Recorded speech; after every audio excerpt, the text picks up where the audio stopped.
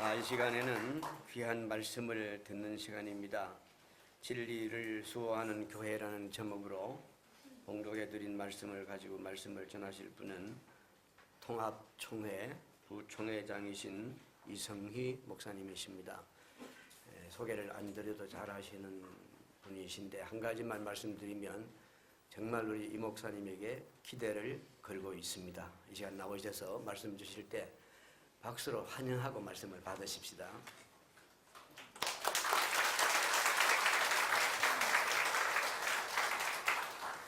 네, 할렐루야. 한국 기독교 이단 대책 협의회를 위해서 수고하시는 모든 분들, 또 우리 기독교의 진리를 수호하기 위해서 함께 애쓰는 모든 분들에게 하나님의 능력과 또 하나님의 지혜와 또 하나님의 권능이 함께 하시기를 축원합니다. 최근에 와서 우리 2017년도가 종교개혁 500주년을 맞이하게 되는데 마르틴 루터보다 더 많은 관심을 끌고 또 회자되고 있는 분이 있습니다. 여러분들이 잘 아시는 옛날 그 보헤미안, 지금 체코죠. 얀 후스라고 하는 분입니다. 얀 후스라고 하는 분은 원래 그 농민의 아들로 태어나서 사제가 되었습니다. 사제가 되었는데 이 사제가 된 다음에는 계속해서 교황청이 가지고 있던 여러 가지 많은 옳지 않은 것들, 진리가 아닌 것들, 또 비리들 이런 것들을 계속해서 이제 교황에게 이제 건의를 하기 시작을 합니다. 여러 가지 많은 그 건의를 이제 교황에게 했지만은 이제 교황이 듣지 않고 교황은 오히려 교회의 권위를 가지고 얀 후스에게 압박하기 시작합니다.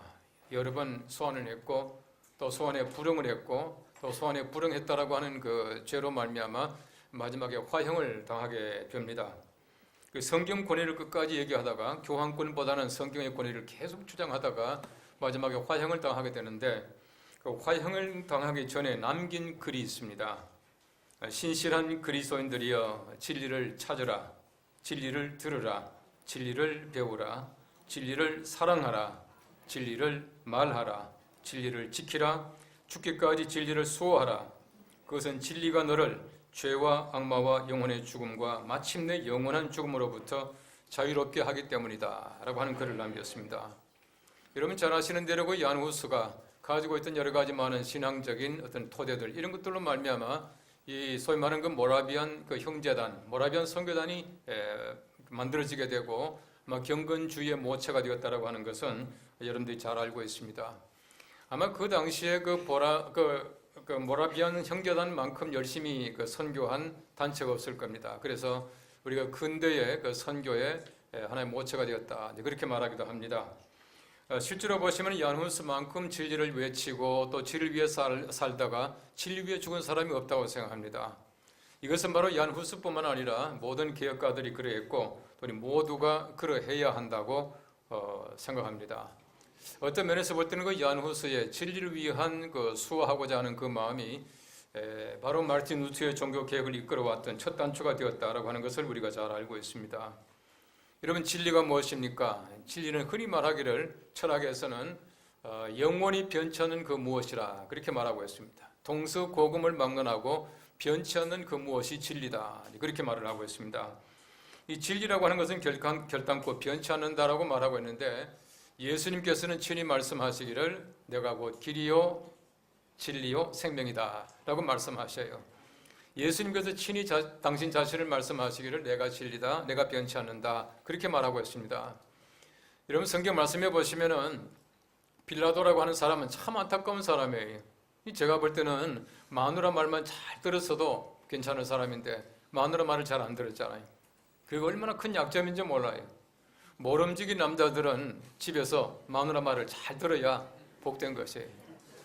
또 한 가지는 뭐냐면 빌라도라고 하는 사람이 정말 그렇게 똑똑했고 총독으로 그 팔레스타인 전체를 관할하고 있던 로마의 관리였지만은 진리가 뭔지를 몰랐어요.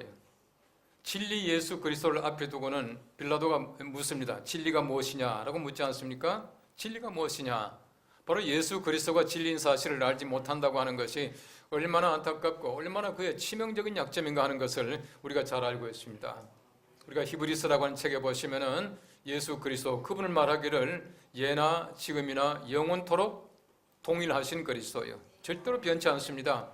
그러므로 예수 그리스도가 우리 속에 계실 때에 우리가 든든할 수 있고 영원한 이름이 될 수 있다고 하는 사실을 확신하고 믿고 있는 것이에요. 여러분, 우리가 지금까지 책 가운데 가장 많이 팔린 책이 어떤 책이죠? 성경. 여러분 참 순진하신 분들 성경이라고 하는데 지금까지 제일 많이 팔린 책은 공책이래요. 제일 많이 팔린 책, 공책. 사실은 성경이죠. 성경이 제일 많이 팔렸습니다. 여러분, 책 가운데서 사람 이름이 제일 많이 나오는 책 또 성경이요? 여러분 계속 순진하신데 사람 이름이 제일 많이 나오는 책은 전화번호부예요. 제일 많이. 그러니까 실제로 사람 이름이 제일 많이 나오는 책은 성경입니다. 성경 보십시오. 얼마나 많은 이름이 나옵니까? 약 3만 명의 이름이 나오거든요. 구약 성경 읽다 보시면 얼마나 많은 이름이 나옵니까? 성경 봉독하다가 사람 이름 거의 걸리면 참 재수 없어요. 얼마나 봉독하기 힘든지 몰라요. 여러분, 그 많은 이름이 다 필요합니까? 3만 명의 많은 이름을 가지고 있는 성경책이지만 성경책이 가리키고 있는 그 이름은 예수 한 사람밖에 없다는 것이에요. 성경 말씀은 분명히 말합니다. 예수 이름 외에 다른 이름을 주신 적이 없다고 말씀하지 않습니까? 바꿔 말하면 그 많은 이름들이 있지만은 그 많은 이름들은 전부 예수라고 하는 이름을 위해서 존재했던 이름들입니다. 어떤 이름도 구원이 아니에요. 어떤 이름도 우리가 사실은 기억할 만한 가치 있는 이름이 아니라고 하는 말입니다. 절대적인 가치를 가지고 있는 진리이신 이름은 예수밖에 없다고 하는 사실을 우리가 잘 알고 있습니다. 그래서 보십시오. 성경 보시면 진리 얘기 얼마나 많이 나오는지 몰라요. 진리 얘기 참 많이 나옵니다. 여러분, 대학교 보십시오. 대학교에서 흔히 말하는 그 뭐랍니까? 표어들 또 주제들 보시면은 진리가 그렇게 많아요. 진리의 상아탑이란 말합니다. 진리와 자유를 얘기하고 있습니다. 성경과 진리를 얘기하고 있습니다. 학교의 그 표어들 보시면 진리가 굉장히 많이 나옵니다. 왜 그렇습니까? 학교는, 대학은 소위 말하는 진리를 위해서 서 있다고 하는 것입니다. 그러나 정말 우리 대학교가 하나님의 말씀에 서 있지 않으면 아무리 진리를 외쳐도 진리가 아니에요. 세상 것 보십시오. 얼마나 빨리 변합니까? 너무나 빨리 변해요. 진리는 동서고금을 막론하고 절대로 변치 않는 것이라고 말하는데 여러분, 세상 지식이 얼마나 빨리 변하는지 몰라요. 옛날에 고대 어떤 철학자가 말했습니다. 이 세상의 모든 것은 다 변한다. 변치 않는 것은 모든 것은 다 변한다 라고 하는 법칙밖에 없다 그랬어요. 모든 게 전부 다 변합니다. 변하는 것은 절대로 진리가 될 수가 없습니다. 변치 않는 그것이야말로 진리의 가치가 있고 예수 그리스도만이 우리의 삶의 기초, 진리가 될 수 있는 우리가 가치가 있다고 하는 것을 우린 잘 알고 있습니다. 여러분, 히브리 말로 진리라고 하는 말을 아메트라고 말합니다. 알렙, 그 다음에는 메, 그 다음엔 타우. 이 세 개가 붙어가지고 아메트라고 하는 게 진리예요. 다시 말하면 히브리 철자에 첫째 자와 중간 자와 마지막 자가 합쳐져서 아메트가 되는 거예요. 무슨 말입니까? 진리는 처음과 중간과 마지막이 항상 동일하다는 뜻이에요. 여러분, 세상이 아무리 변한다고 하더라도 진리는 절대로 변하지 않습니다. 반면에 거짓이라고 하는 말은 히브리 말로 샤카르라고 말하는데 이 샤카르라고 하는 말은 히브리 철자에 제일 마지막 석자를 모아놓은 것이에요. 거짓은 꼴찌예요. 마지막입니다. 진리는 처음도 마지막도 중간도 절대 변치 않는 것을 진리라고 말하고 있습니다. 여러분, 예수님께서 진리신 까닭이 있습니다. 우리 잘 아시는 대로 요한복음 1장 말씀해 보시면은 예수님의 탄생을 이렇게 말하고 있습니다. 우리가 그의 영광을 보니 아버지의 독생자의 영광이요 진리와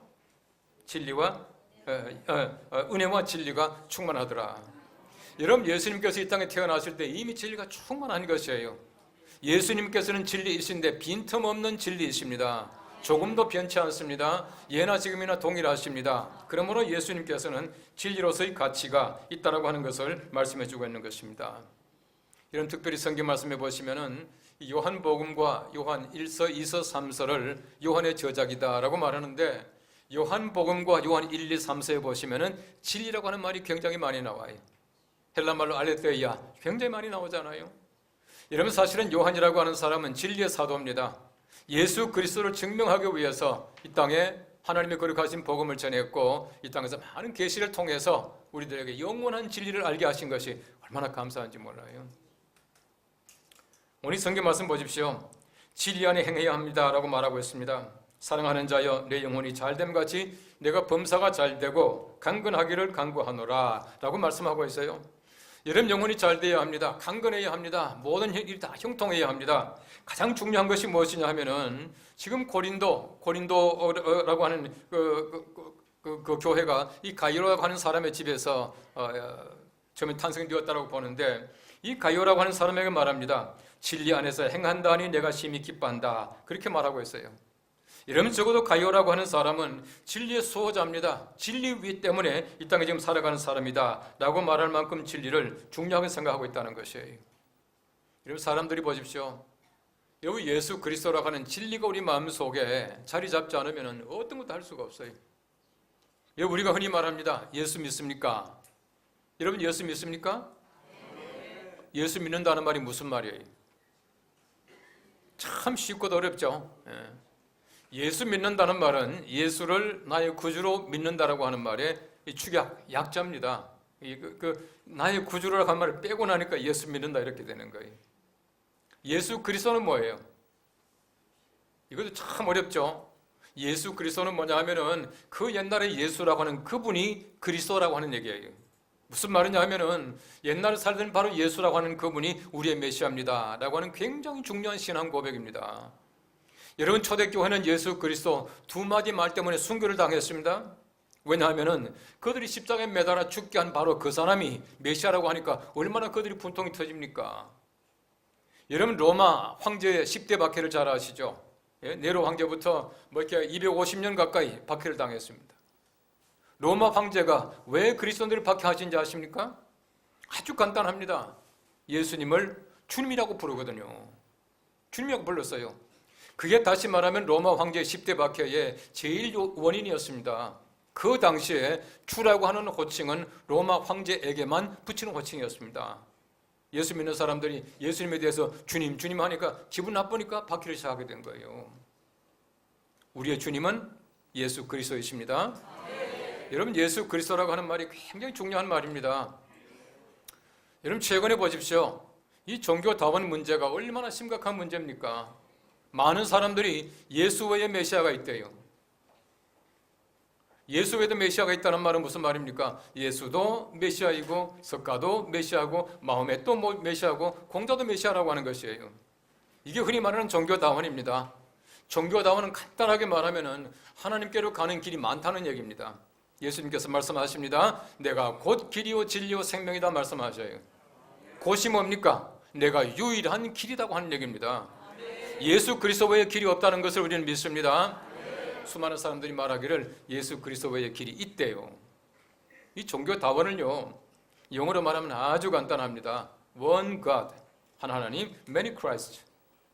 하나님은 한 분이신데 그리스도가 많다는 얘기입니다. 그게 아니에요. 성경 말씀은 분명히 길은 하나라고 말씀하고 있고 다른 이름은 없다고 말씀하고 있습니다. 종교다원은 아닙니다. 예수 그리스도만이 구주이시다라고 하는 것입니다. 여러분 실제로 보시면 우리가 안다는 것과 진리를 안다는 것과 행한다는 것은 얼마나 중요한 거리가 있는지 몰라요. 펄벅 여사가 참 재밌는 얘기를 했습니다. 우리가 지구상에서 가장 먼 거리는 머리부터 이 가슴까지, 막 가슴까지 1 feet. 그러니까 한 30cm가 제일 멀대요.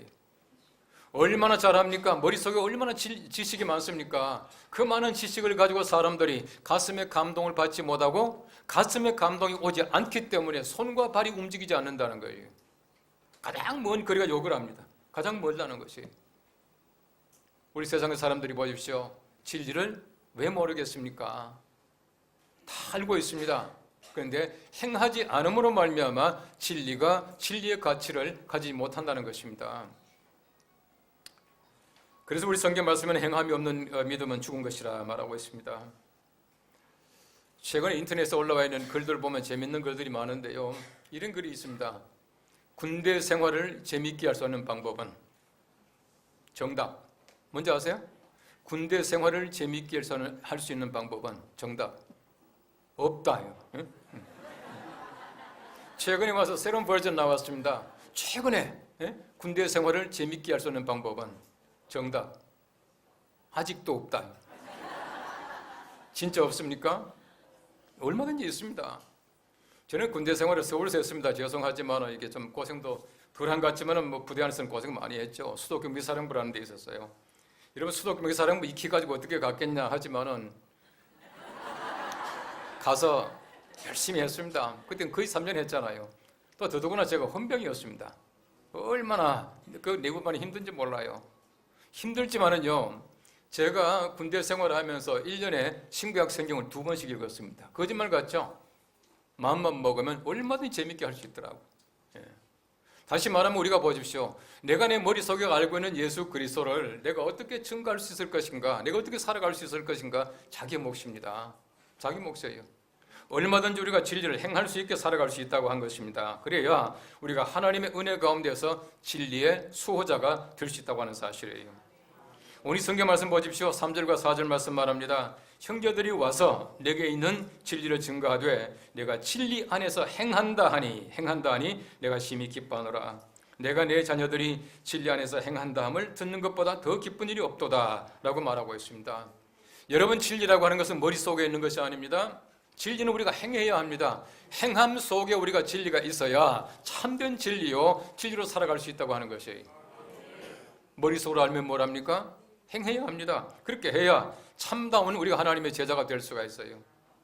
여러분, 예수님께서는 요한복음 8장 말씀 말합니다. 너희가 내 말에 거하면 참 내 제자가 되고 진리를 알지니 진리가 너희를 자유하게 하리라.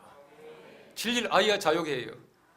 진리 알지 못하면 절대 자유롭게 살지 못합니다. 진리 때문에 우리가 자유롭게 살아갈 수가 있게 된다라고 하는 사실을 얘기해 주고 있는 것입니다.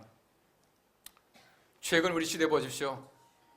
여러분, 정말 우리가 진리대로 살아간다고 하는 것, 진리를 수호한다고 하는 것이요, 얼마나 어려운지 몰라요. 얼마나 어려운지 몰라요. 여러분, 동성애 문제 같은 거 보십시오. 여러분, 지난번 차별금지법이 무슨 이렇게 입안이 돼가지고 이렇게 위원회 갔다가 올라온다고 할 때 그때 얼마나 많이 반대했습니까? 우리 의원님들 와 계십니다만은 저도 그때 많이 들었어요. 동성애가 죄다, 이 성경이 가르치고 있는 것에 위반된다라고 말하면 안 된대요. 거기에다가 예수 믿어 구원받습니다라고 하는 말도 안 된다는 말을 들었습니다. 타 종교에 대한 차별이라 그렇게 들었어요. 이건 제가 볼 때는 말도 안 되는 법이에요. 말도 안 되는 법이에요. 여러분, 마침 감사한 것은 우리 정세균 그 국회의장이 우리 종로구 의원입니다. 저하고는 아주 제법 가까운 사이예요. 대개 보면 국회의원 항상 총선 바로 전에는 교회 열심히 오시다가 당선되니 잘 안 오더라고요. 두 분 빼고. 그런데 당선되고 나서도 이제 우리 정세균 의원께서 제 방에 몇 번 오셨어요. 제가 둘이 앉아서 그런 얘기를 했습니다.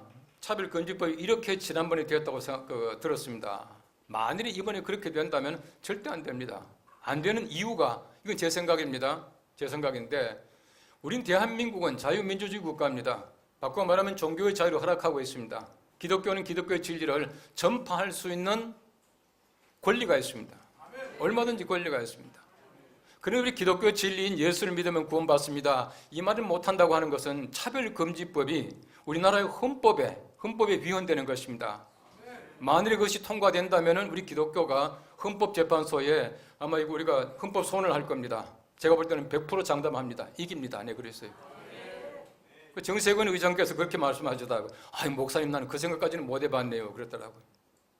저는 국회의원들 만날 때마다 그 얘기를 합니다. 만일에 지난번에 같은 그런 식으로 차별금지법이 통과되면은 그건 분명히 위헌입니다. 대한민국은 종교의 자유를 허락하고 있는 자유민주주의 국가다라고 하는 것이에요. 그런데 왜 우리가 성경을 못 가르칩니까? 성경 가르치면 왜 우리가 위헌이 되죠? 그건 절대 아니에요.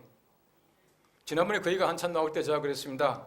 만일에 그것이 통과되게 되면 난 매주일 예수 믿어 구원받습니다. 그 설교를 매주일 할 겁니다. 여러분, 만일에 내가 안 보이거든 간 줄로 아세요. 그랬어요. 근데 우리 교인들이 막 웃더라고요. 장난인 줄 알고. 저는 장난 아니에요. 진짜입니다. 여러분, 제가 9월달 되면 대한예수교 장로회 총회장입니다. 저는 가고 싶어요. 제가 가면은 문제가 쉽게 해결됩니다. 저는 그 각오를 가지고 있어요. 이슬람 문제도 마찬가지입니다. 여러분 보십시오. IS가 이슬람이 왜 나쁘냐? 아주 간단합니다. 여러분, 지구상에 자기들만 삽니까? 아니잖아요. IS 입장에서는 보면은 자기들과 다른 사람과 함께는 살 자격이 없다고 생각하거든요. 이게 문제라고 하는 것이에요. 여러분 IS가 이런 미안합니다. 불교인들 잡아다가 참수하는 거 보셨습니까? 보셨어요? 못 봤죠? 동성애 문제 보십시오. 동성애 문제 마찬가지입니다. 여러분 시청 앞에서 죄송합니다. 우리 가톨릭의 신부가 신부복 입고 1인 시위하는 거 보셨습니까? 못 보셨죠? 중이 승복 입고 데모하는 거 보셨습니까? 못 보셨죠? 목사님들 하는 거 보셨습니까? 봤죠? 기독교인들이죠. 왜 기독교만 하겠냐 하는 거예요.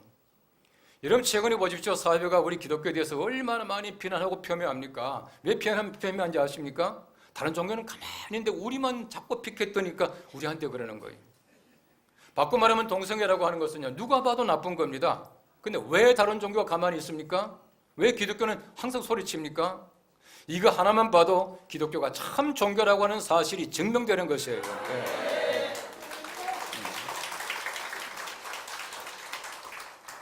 사회가 교회에 대해서 비난한다고 해서 여러분 절대 여러분들 애들 말로 쩔지 마세요. 주눅 들지 마십시오. 이단들이요 지금 바로 하고 있는데 사실은 보면 이단들이 하는 얘기는요 앞뒤가 안 맞는 것들이 얼마나 많은지 몰라요. 제가 어느 책을 보니까 아담 이후로 지금까지 컴퓨터로 다 계산해 보니까요 출생한 사람이 2000년까지 1060억 명이에요. 1060억 명. 아마 지금이 이제 2016년이니까 한 1100억 명쯤 될 것 같아요. 지금 신천지도 그렇고 이단들은 걸핏 하면 14만 4천을 얘기합니다. 여러분 어떻게 생각하세요? 정말 구원받는 사람이 14만 4천 명이겠습니까? 신천지가 얼마나 많이 얘기를 했습니까? 여러분 지금까지 태어난 사람이 1100억 명 가까이 되는데 그중에 14만 4천 명이 구원받는다면 이런 보십시오. 제 같은 사람이 얼마나 심심한지 계산해 봤어요. 계산해 보니까요 0.139%야. 0.14%가 안 돼요. 하나님께서 이 귀한 생명 만들어 놓고 여러분 세상에 0.14% 구원하시자고 아들 예수 그리스도를 십자가에 매달아가 죽게 만들었겠습니까? 이건 말도 안 되는 얘기입니다. 14만 4천은 상징적인 숫자입니다. 예. 누가 14만 4천 얘기하면 그렇게 얘기하세요. 하나님께서 0.14% 구원하자고 아들 보내가 죽게 했겠냐고요. 이런 구약 성경 말씀 보시면 성막이 나오잖아요. 출애굽기 25장 이하에 보면 성막 만든 얘기가 쭉 나와요. 쭉 나오는데 이 성막이 이렇게 생겼습니다. 길이가 100규빗이고요. 너비가 50규빗이에요. 성막은 철저하게 예수 그리스도의 모형입니다. 그렇죠? 그래서 그 문이 어느 쪽에 있습니까? 동쪽에 있습니다. 동쪽은 생명의 방향이에요. 서쪽은 죽음의 방향이에요. 여러분 그 카이로 가보시면 나일강 동쪽에는 무덤이 없어요. 전부 나일강 서쪽에 무덤이 있습니다. 뭐 투탕카멘 이게 유적지가 전부 이제 그 서쪽에 있거든요. 서쪽이 죽음의 방향입니다. 동쪽에 문이 하나 있죠. 여러분 성막에 50규빗, 50규빗 가운데서 문 너비가 25규빗이에요. 무슨 말입니까? 문이 하나밖에 없습니다. 하나밖에 없습니다. 여러분 예수 그리스도 한 분 통해서 구원받는데 그 문이 얼마나 넓은지 몰라요. 바로 이것이 하나님의 계획입니다. 하나님께서는 아무쪼록 많은 사람들 들어가게 만들잖아요. 성경 말씀 분명히 말합니다. 한 사람도 이루어지는 것을 원하지 아니하시는 하나님이셔요. 그런데 0.14% 때문에 예수님 보내셨습니까? 그건 절대 아니에요. 아무리 생각해도 그건 아니에요. 여러분 성경 말씀에 보시면 하나님께서 하나님의 계획을 가지고 계시는데 제가 아주 오래전에 미국 가서 그 뮤지컬을 봤습니다. 여러분 혹시 미국 가시면요 저기 필라델피아 쪽에 랑카스타라는 데 있습니다. 랑카스타 카운티, 카운티에 가면은 아미시 알죠? 까만 옷 입은 왜 저기 지금도 마차 타고 다니는 사람들 그 아미시 마을에 지난번에 한번 총기 사고 났습니다만은 거기 가면요 밀레니엄 티어터라고 하는 극장이 있습니다. 그 1년 내내 좋은 뮤지컬을 하는데요 진짜 멋있는 뮤지컬을 해요. 그건요 꼭 한번 가볼 만한 가치가 있습니다. 제가 마침 갔을 때는 노아라고 하는 뮤지컬이었어요. 참 재밌는 게요 노아가 방주를 다 만들고 문을 열었잖아요. 이제 사람들이 들어가고 동물들이 다 들어가요. 근데 마지막 동물 들어갔는데요 아주 정막이 흐르는 조용한데요 아무것도 없는 거예요. 동물이 다 들어갔는데 문도 안 닫고 가만히 있는 거예요. 한 1분쯤 있으니까 마지막 보니까요 거북이 한 마리가 서서 기어오더니 이제 들어가더라고. 거북이 들어가고 나니까 문이 꽝 닫히는 거야. 그럴 겁니다. 제가 이 말씀 왜 드리냐 하면요, 만일에 노아가 문 닫았다면 그분이 오기 전에 문 닫았을 거예요. 하나님께서는 절대 그렇게 하지 않습니다. 하나님께서는 절대 그렇게 하지 않습니다. 우리가 진리를 잘 지켜야 합니다. 그래서 우리가 정말 진리를 수호할 수 있는 하나님의 귀한 종들 되시기를 간절히 바랍니다. 오늘 우리가 이원 또 의원님 또 우리 정 의원님 오셨습니다만은 이제 제가 우리 친구 목사님들한테 그럽니다. 우리 기독교가 우리 의원님들, 기독 의원들 잘 보호하셔야 된다고. 저는 우리 기독 의원들, 특별히 종로구의 기독 의원들에게는 제가 정치 후원금을 제가 항상 냅니다. 왜냐하면은 돈을 많이 내야 절대 딴 얘기 못합니다. 정말 기독 의원들이 잘 막아주셔야 돼요. 그리고 제가 우리 이혜원 의원님 제가 뭐 몇 번 뵌 적도 있고 하지만은요, 제가 우리 친구들한테 그럽니다. 우리 이 의원님 잘 보호해야 된다고. 너무 자꾸 이게 이슬람에 대해서 얘기하는데 혹 테러 안 당하겠나 싶을 정도로 잘 보호하셔야 됩니다. 그렇게 해서 우리 정말 진리를 잘 수호하고 우리나라가 하나님이 거룩하신 은혜 가운데 진리 위에 든든하게 서는 우리 좋은 나라, 좋은 교회 되기를 간절히 바랍니다. 기도하겠습니다. 하나님 감사합니다. 진리 위에 서 있는 귀한 교회가 되기를 원합니다. 하나님이 사랑하시는 귀한 교회, 주의 능력 가운데 지켜주시며 우리 모두가 진리를 수호할 수 있는 귀한 그리스도인들 되게 하옵소서. 예수님의 이름으로 기도합나이다. 목사님 귀한 말씀 주셔서 감사합니다. 예, 이제는 그 대표 회장이신 임준식 목사님 나오셔서 인사 말씀 해주시겠습니다.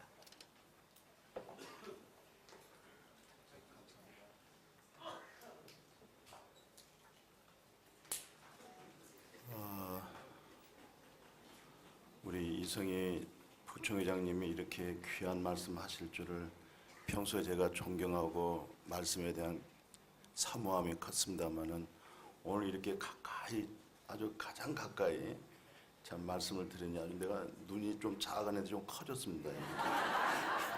아주 참 진리 얘기 말씀하시니까 내가 눈이 동글동글해져가지고 좀 더 복스럽게 생겼죠. 예, 참 감사합니다. 또 이런 우리 부총회장님이 이제 9월 달이면 총회장님 되시는데 한국교회 전체적인 오늘 이 메시지는 정말 필요한 메시지라고 생각이 들어집니다. 정말 너무너무 감사하고 또 오늘 아주 바쁘신데 정말 참 이 일은 정말 우리 총회장님이 허락하신 거예요. 정말 오시기 어려워요. 지금 이 시간도 정말 어려운 시간인데 아주 참 와주셨어요. 너무 귀한 말씀 감사하고 저도 좀 해야 할 말씀이 있는데 오늘 총회장님 말씀이 다 하셔서 그 4페이지 보십시오. 이 말씀을 제가 가림을 할게요. 왜냐하면 지금 의원님 두 분 계시죠. 또 여기 우리 강사님, 한 목사님 계시고 또 멀리서 또 최태영 박사님이 오셔서 또 말씀 이렇게 준비하고 있어서 긴 시간 못 갖겠어요. 다 진리 얘기입니다. 예수가 그리스도라는 거예요. 바로 그 그리스도가 예수라는 거예요. 그게 진리라는 것입니다. 바로 그 진리를 찾아내서 그래서 저는 근본적으로 제가 79년도에 남대문 교회에서 통일교는 교회가 아니라고 하는 세미나 하다가 큰 폭동 사건이 났어요. 남대문 교회에서. 그걸 못 하다가 잠잠히 좀 있다가 한 해기 넘겨가지고 세문안교회에서 했어요. 세문안교회에서 다시 통일교는 교회가 아니라고 하는 그 세미나 때 제가 강사님을 앞에 모시고 제가 목숨을 걸고 앞에서 딱 지켰습니다. 누가 조금 움직이면 이렇게 하면서 목숨을 걸고 내가 이단에 목숨을 건 사람이에요. 이단은 제가 절대 용납을 안 합니다. 이 진리가 흐트러지면 교회는 깨진 거예요. 우리 근본 중심 자체가 다 잃어버립니다. 우리는 방황할 수밖에 없어요. 방탕할 수밖에 없어요. 왜? 옳은 것이라고 하는 진리 자체가 잃어버렸기 때문에. 그래서 제가 그 79년도에 제가 우리 동기가 있어요. 우리 학교 동기가 이제 임주신 목사는 막 목숨을 걸고 강사님 말씀하게 하고 앞에 강대상을 탁 지키고 막 왔다 갔다 하고 막 이렇게 그 정도로 제가 이단은 절대 용납을 안 합니다. 이단은 절대 막습니다. 그러나 이단이라고 할 때는 절대적인 본질적인 거, 예수가 그리스도라고 하는 그 진리 안에 있는 그 본질을 상실했을 때는 이단이 될지라도 혹시 비본질적인 거, 그런 것 가지고 이단에서 평생 어려움과 고통과 아픔과 슬픔을 주는, 절망케 하는, 하나님이 탄식케 하는 이런 일은 나는 용납할 수가 없다. 비본질적인 거 가지고 이단으로 잡으면 안 된다. 저는 세 번째는 본질적인 그런 참된 옳은 것을 처음에 은혜를 받으면 다 얻은 것 같잖아요. 신앙생활은 마침 양파 벗겨지듯이 이것이 다인 줄 알았더니 내년 작년에 보니까 또 그게 또 새로운 거야. 점점 새로워지고 달라져가는 것이 더 우리가 기독교의 진리가 아니겠어요? 처음에 은혜 받고 조금 이렇게 말에 좀 실수가 있을 수가 있어요. 그런 잘못된 그런 부분을 딱 잡으면 이단이 절대적으로 됩니다. 오랜 옛날에 그런 실수적인 그런 이단으로 묶여져 있던 사람, 정말 세월 지나면서 변화가 되고 성화가 되고 그리스도가 참 진리를 깨닫게 되고 하나님의 형상을 이뤄가는 아름다운 고백이 있는 그 모습 속에서는 이단을 풀어야 된다. 언제까지 이단을만 틀 수 있냐? 이건 있을 수가 없는 일. 이건 하나님도 원치 않는 것이고 더더욱이 우리 예수 그리스도께서는 있을 수 없는 일이다. 이 일을 찾아서 만들어주고 해방을 줘야 된다. 마지막이에요. 절대 이단은 정치적으로 풀어서는 안 돼요. 옳다, 아니다, 그 이상 벗어난 것은 다 악한 데서 나온 거예요. 옳은 것은 옳고 아니면 아니다. 이렇게 만들어서 바르게 옳게 건강하게 이것만이 우리 한국교회를 살리는, 그래서 바른 신학과 바른 교리라고 하는 이 세미나를 1차적으로 기독교 회관에서 했잖아요. 두 번째는 저쪽 국회 헌정사에서 했습니다. 오늘 여기서 하게 되고 8월 1, 2, 3은 정말 거목과 같은 신학자들 모셔다가 우리 한국교회 바른 복음과 영성 신학 교리를 그렇게 계획을 지금 기도 중에 있어요. 또 이 세미나는 다 여기 있는 분들이 다 본인들이 헌금하고 모아서 한 거예요. 그런 감동 있으면 줘도 괜찮습니다. 받아도 어디서 큰 데서 원조도 없고 또 이렇게 서로 힘을 모아서 또 같이 이렇게 후원하고 하는 일이니까 이 일을 해야 한국교회가 살게 될 줄로 믿습니다. 이렇게 나머지 내용은 참고하시고 오늘 우리 부총회장님이 시간 한 10시간 줘도 다 하시겠어. 앉아서 무궁무궁하신 것 같아요. 끝이 없어요. 보니까 얼마나 감사한지 모르겠습니다. 이렇게 제가 가림하겠습니다. 오셔서 참 감사합니다. 계신 하나님 참으로 감사합니다. 영원히 죽었던 자들이었고 소망이 없던 자들이었습니다. 하나님께서 우리를 사랑하셔서 독생자 예수를 이 땅에 보내주시고 십자가에서 못 박히시고 찢기시고 피 흘리기까지 순종하여 주셔서 영원한 멸망과 사망 가운데서 구원해 주심을 참으로 감사합니다. 하나님의 이 크신 은혜가 감사함에도 불구하고 주의 말씀을 따라 진리를 따라 살아가야 됨에도 불구하고 우리가 하나님 우리의 지식을 자랑하고 우리의 뜻을 고집하며 살아갈 때가 너무나 많았습니다. 하나님 우리를 불쌍히 여기시고 긍휼히 여겨 주옵소서. 오늘 이 시대의 문제가 참으로 우리가 하나님 앞에서 잘못 행하고 우리가 하나님 앞에서 바르게 살지 못함으로 나타나는 형상들입니다. 하나님 그러나 또한 우리에게 깨달음을 주셔서 이 시대에 또 우리에게 맡겨주신 거룩한 사역을 감당할 수 있도록 힘과 능력과 지혜를 주심을 감사합니다. 특별히 한기업을 사랑하여 주시길 원합니다. 참으로 신학사조가 흔들리고 온갖 거짓것들과 사이비와 이단이 난무하는 이때에 참으로 한국교회를 살리고 교회를 바로 세워가기 위해 우리가 준비하고 드려지고 조직했습니다. 하나님 우리 한기업을 통하여 한국교회가 살아나게 하여 주옵소서. 진리가 바르게 선포되어 갈 수 있도록 도우시고 인도하여 주시옵소서. 우리 앞서간 선진들이 목숨을 드리고 피 흘리기까지 진리를 파수한 가운데 오늘 이 땅에 교회를 세웠습니다. 우리 앞서간 선진들의 발자취를 쫓아 살아가도록 도와주옵소서. 특별히 오늘 또 우리가 바른 신앙, 바른 교회를 통하여 우리가 새로워지게 하시고 우리 모든 심령들이 다시 한번 각성할 수 있도록 도와주옵소서. 세우신 우리 최태영 교수님, 또 이혜원 의원님, 또 정미견 의원님, 유수열 목사님, 하다일 목사님에게 지혜와 성령으로 함께 하셔서 저들이 준비한 모든 것이 잘 전달되게 도와주시며 듣는 우리 모두가 귀가 열리고 마음이 열리고 또 깨달음을 주셔서 하나님이 우리를 부르신 부름의 소명 앞에 순종하게 하시고 우리의 각자에게 맡기신 사명을 각자의 위치에서 잘 감당하도록 도우셔서 하나님의 영광을 나타내고 온 세상에 복음을 바르게 진리해가도록 도와주시고 인도하여 주옵소서. 이 시간 우리 함께 하심을 감사합니다. 예수님 이름으로 기도드렸습니다. 아멘. 건전신앙수호연대 대표를 맡고 있는 하다일 목사입니다.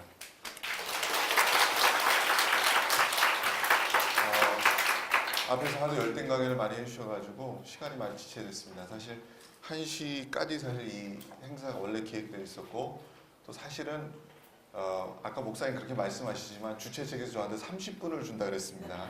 근데 그렇게 지금 시간을 할 수가 없고 그래서 제가 사실 PPT고 뭐고 다 준비를 해와서 사실은 한국교회에 제가 오늘 말씀드릴 게 동성애 문제와 한국교회의 전략에 관한 것입니다. 그래서 다양하게 지금 한국교회 현실을 동성애 문제와 이렇게 접목을 시켜서 말씀드리려고 했는데 시간상 제가 아주 축약을 해서 여러분에게 말씀을 드리도록 하겠습니다. 지금 한국교회가 굉장히 암울한 시대를 지나고 있습니다. 성경이 부정하고 있고 또 하나님께서 기뻐하지 않는 이 동성애를 세상이 인정하고 세상이 우리에게 강요할 때 과연 우리는 어떤 스탠스를 취해야 되는가에 대해서 굉장히 불안에 떨고 있습니다. 그래서 목회자와 교회와 신학자들이 우리에게 바른 방향을 제시해 주기를 바라고 있습니다. 그런데 불행하게도 현재 상황이 그렇지 못합니다. 신학이 이상해져 가고 있고요. 또 일부 목회자들과 또 신학자들이 포퓰리즘에 치우치고 또 대중영합주의적으로 나가면서 잘못된 시그널을 주고 있어요. 그래서 교회 성도들의 생각이 갈라지기 시작했습니다. 우리 내부에서부터 배도의 역사가 점점 나타나고 있는 것이죠. 그래서 우리는 이 동성애 문제가 결국 교회를 무너뜨릴 수 있고 성경과 기독교 신학 윤리 전체를 무너뜨림으로써 교회를 와해시키려고 하는 내부에서부터 붕괴시키려고 하는 사탄의 전략임을 우리가 분명히 인식해야 됩니다. 누가복음 22장의 36절에 예수님이 이렇게 말씀하셨어요. 이르시되 이제는 전대 있는 자는 가질 것이요 주머니도 그리하고 검 없는 자는 겉옷을 팔아 살지어다. 예수님 말씀을 하실 때가 최후의 만찬에서 이 말씀을 하셨습니다. 이제는 돈 주머니를 차라 이겁니다. 옷을 팔아서 검을 사라고 얘기하고 있어요. 참 아이러니하게도 예수님은 그 이전에는 정반대의 말씀하셨습니다. 전대를 갖지 말라고 하셨을 때가 있었어요. 근데 이제는 180도 반대로 말씀하시는 이유가 뭘까? 과거에 제자들이 복음을 들고 나가면 환영을 받았습니다. 예수를 믿으라고 전하면은 먹을 걸 제공해줘요. 잠자리를 제공해줬습니다. 환영을 받으면서 다닐 때가 있었어요. 근데 이제는 전혀 다른 시대가 왔다는 것이죠. 머지않아 예수님은 고난의 길에 가셔야 합니다. 십자가를 지셔야 될 때가 온 겁니다.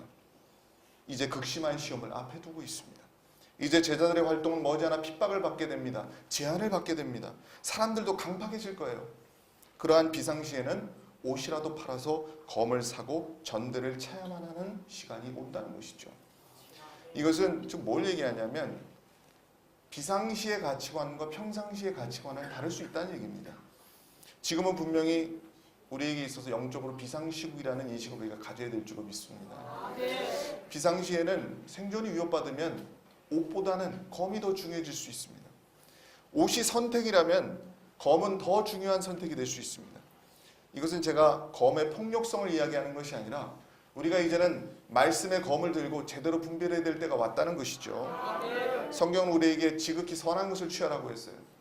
모든 것이 비슷해 보이고 애매해 보일 때, 분별이 어려워질 때 우리는 우리 신앙을 위해서 최선의 선택을 해야만 한다는 것입니다.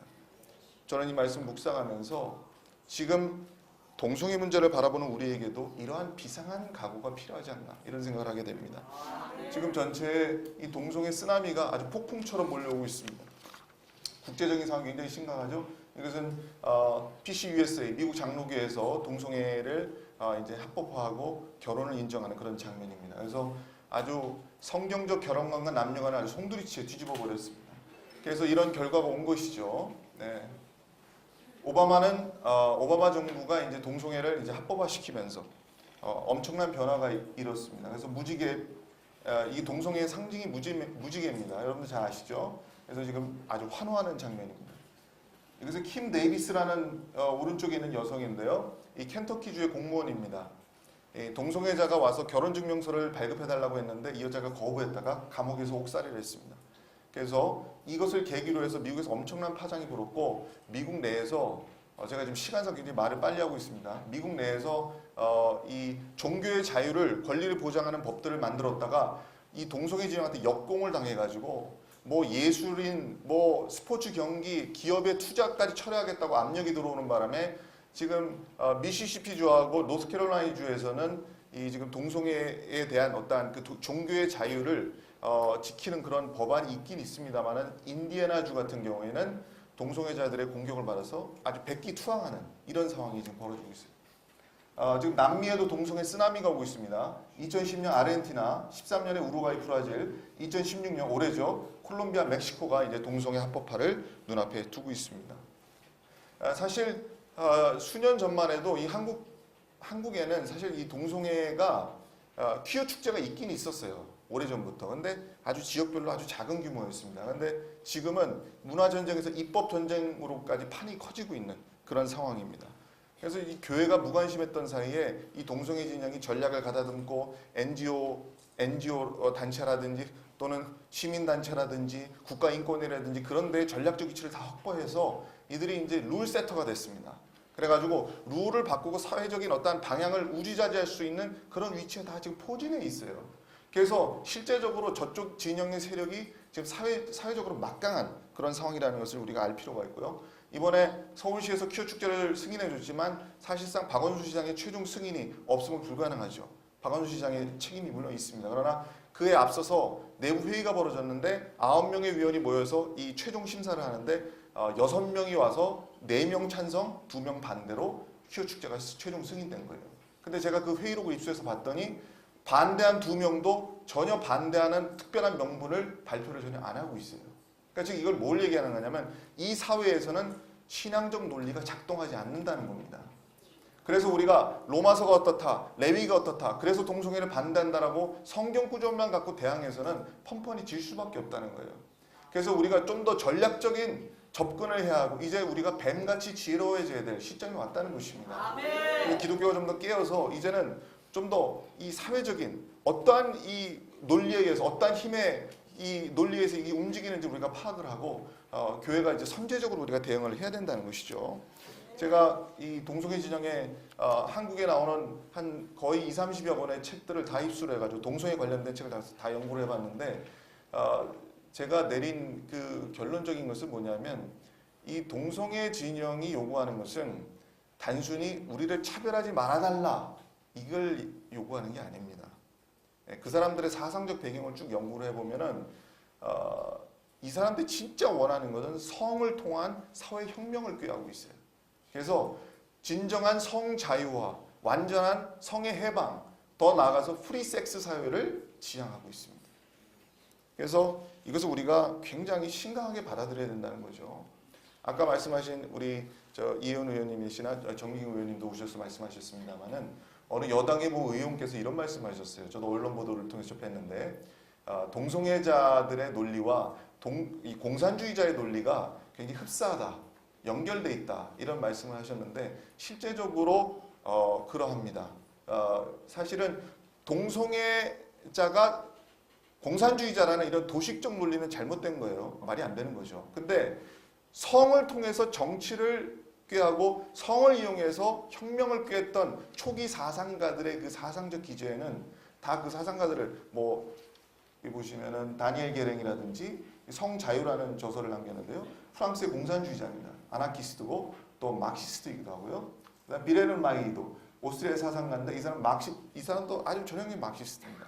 그래서 이러한 사상적 배경이 다 깔려 있어요. 이 사람들이 뭐냐면 이 성을 자기들이 차별받고 있다고 생각하잖아요. 지금 동성애자들이. 그걸 뭐냐면 계급 투쟁적 관점에서 봅니다.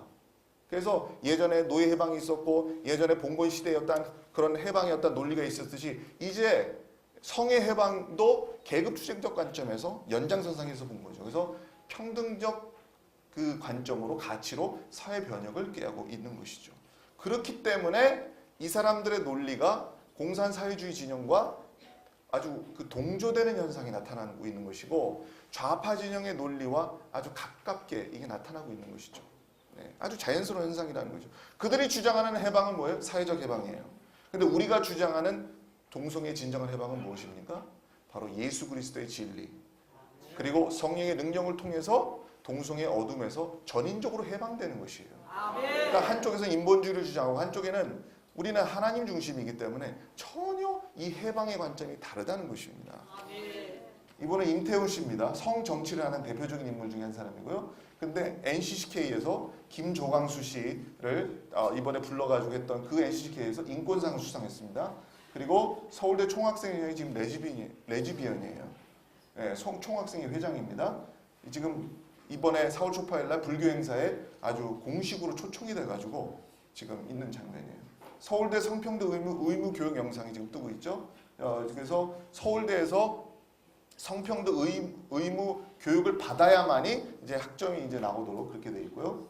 그다음에 이거는 이제 이번에 그 저희 건전신앙 수호연대에서 지금 국제 지금 탈동성애 인권 포럼을 열었습니다. 그래서 미국에 왼편에 계신 분들이 멜빈 박사예요. 이분이 미국의 최고의 그 탈동성애 단체인 The Exodus International의 이사장을 하셨던 분입니다. 그분을 모셔다가 이번에 탈동성애의 문제에 대해서 미국이 현재 겪고 있는 그런 어려움, 이제 한국에 닥칠 텐데 어떻게 어려움을 극복해야 되는가 많은 좋은 말씀을 들었습니다. 그리고 이것은 이제 홀리라이프라는 곳에서 동성애 치유 상담학교를 개교했습니다. 그래서 이제 교회가 동성애자들을 실제로 치유하고 회복시킬 수 있는 전문 시스템의 양성을 위해서 지금 이러한 학교가 지금 개교되고 있다는 것을 말씀을 드리고요. 이것은 제가 마지막으로 이 말씀을 드리겠습니다. 가장 중요한 것인데요. 지금 우리가 동성애 전쟁을 바라보는 제가 나름대로 지금 구성해본 구도입니다.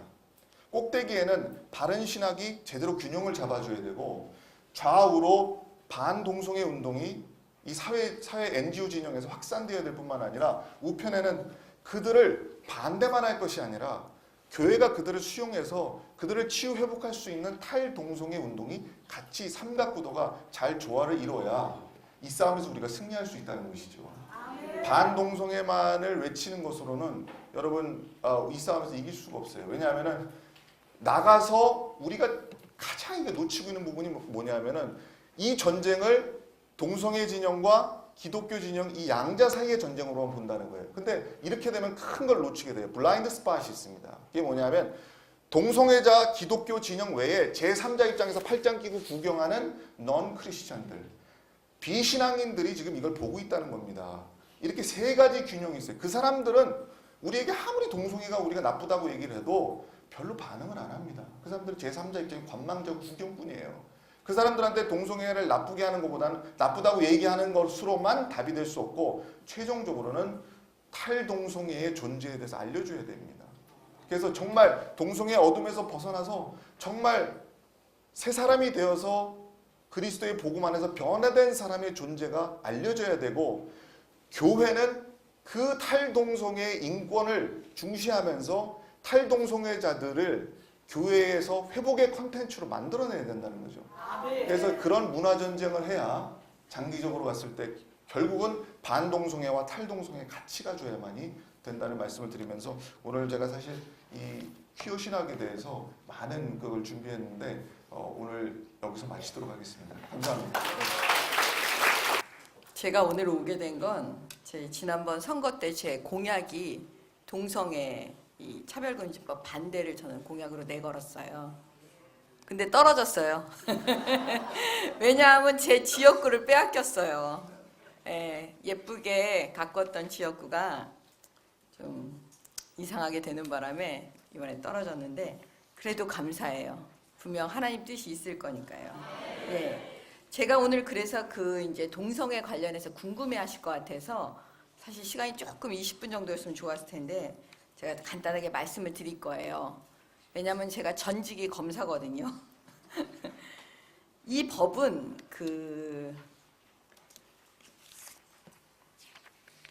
우리가 법이라는 게요.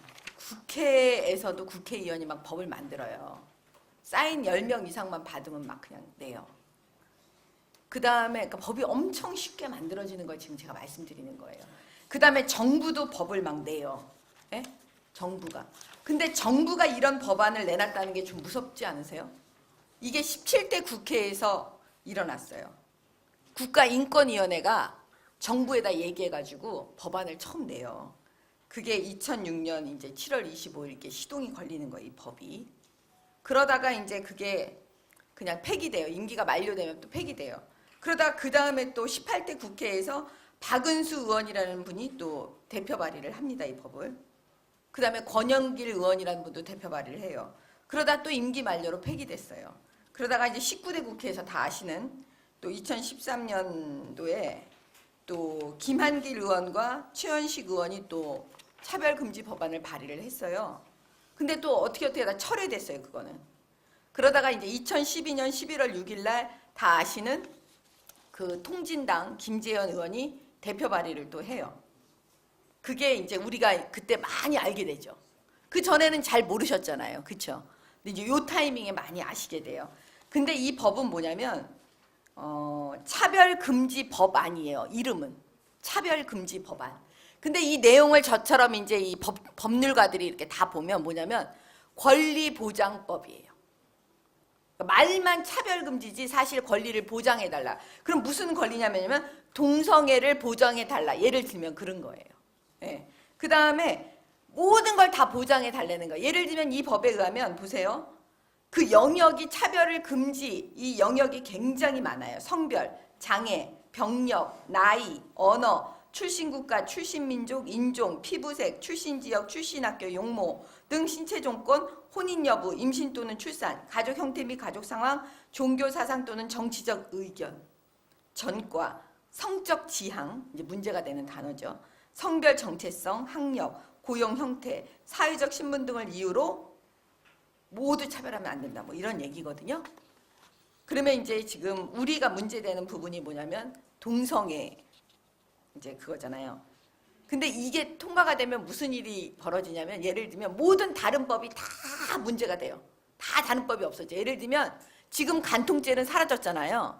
그런데 만약에 이 동성애를 인정하는 이걸 권리를 보장해 달라고 하니까 동성애를 인정하는 이 법 그러면 보통 그냥 남녀가 만나서 하는 우리 기존 전통의 그 혼인 있잖아요. 그 혼인 체계가 흐트러져 버리는 거예요. 왜냐하면 그 동성애 부부 중에 한 사람이 성적인 접촉을 다른 타인과 했을 때 뭐가 돼요? 간통죄가 되는 거예요. 물론 이제 그 위헌이 돼갖고 간통죄 사라졌지만 그걸로 인한 손해배상 청구 뭐 이런 게 다 가능해지는 거예요. 근데 가장 제가 두려워하는 건 뭐냐면 여기 보면 입증 책임이 전환돼요. 이건 좀 어려운 얘기인데 어떤 사람이 내가 어느 회사에 지원을 했어요. 그래서 이제 면접도 봤어요. 근데 이 사람이 이렇게 주장을 해요.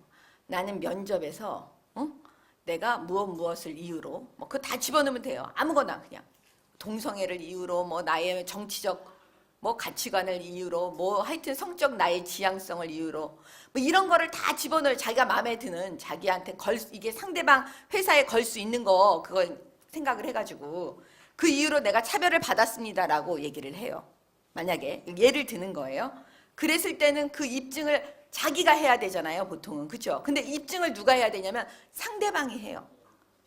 예, 그러니까 만약에 그 회사의 면접관이라든 사장이 뭐라 그러냐면 나는 이 사람을 차별하지 않았습니다라고 입증 책임을 자기가 져야 돼요.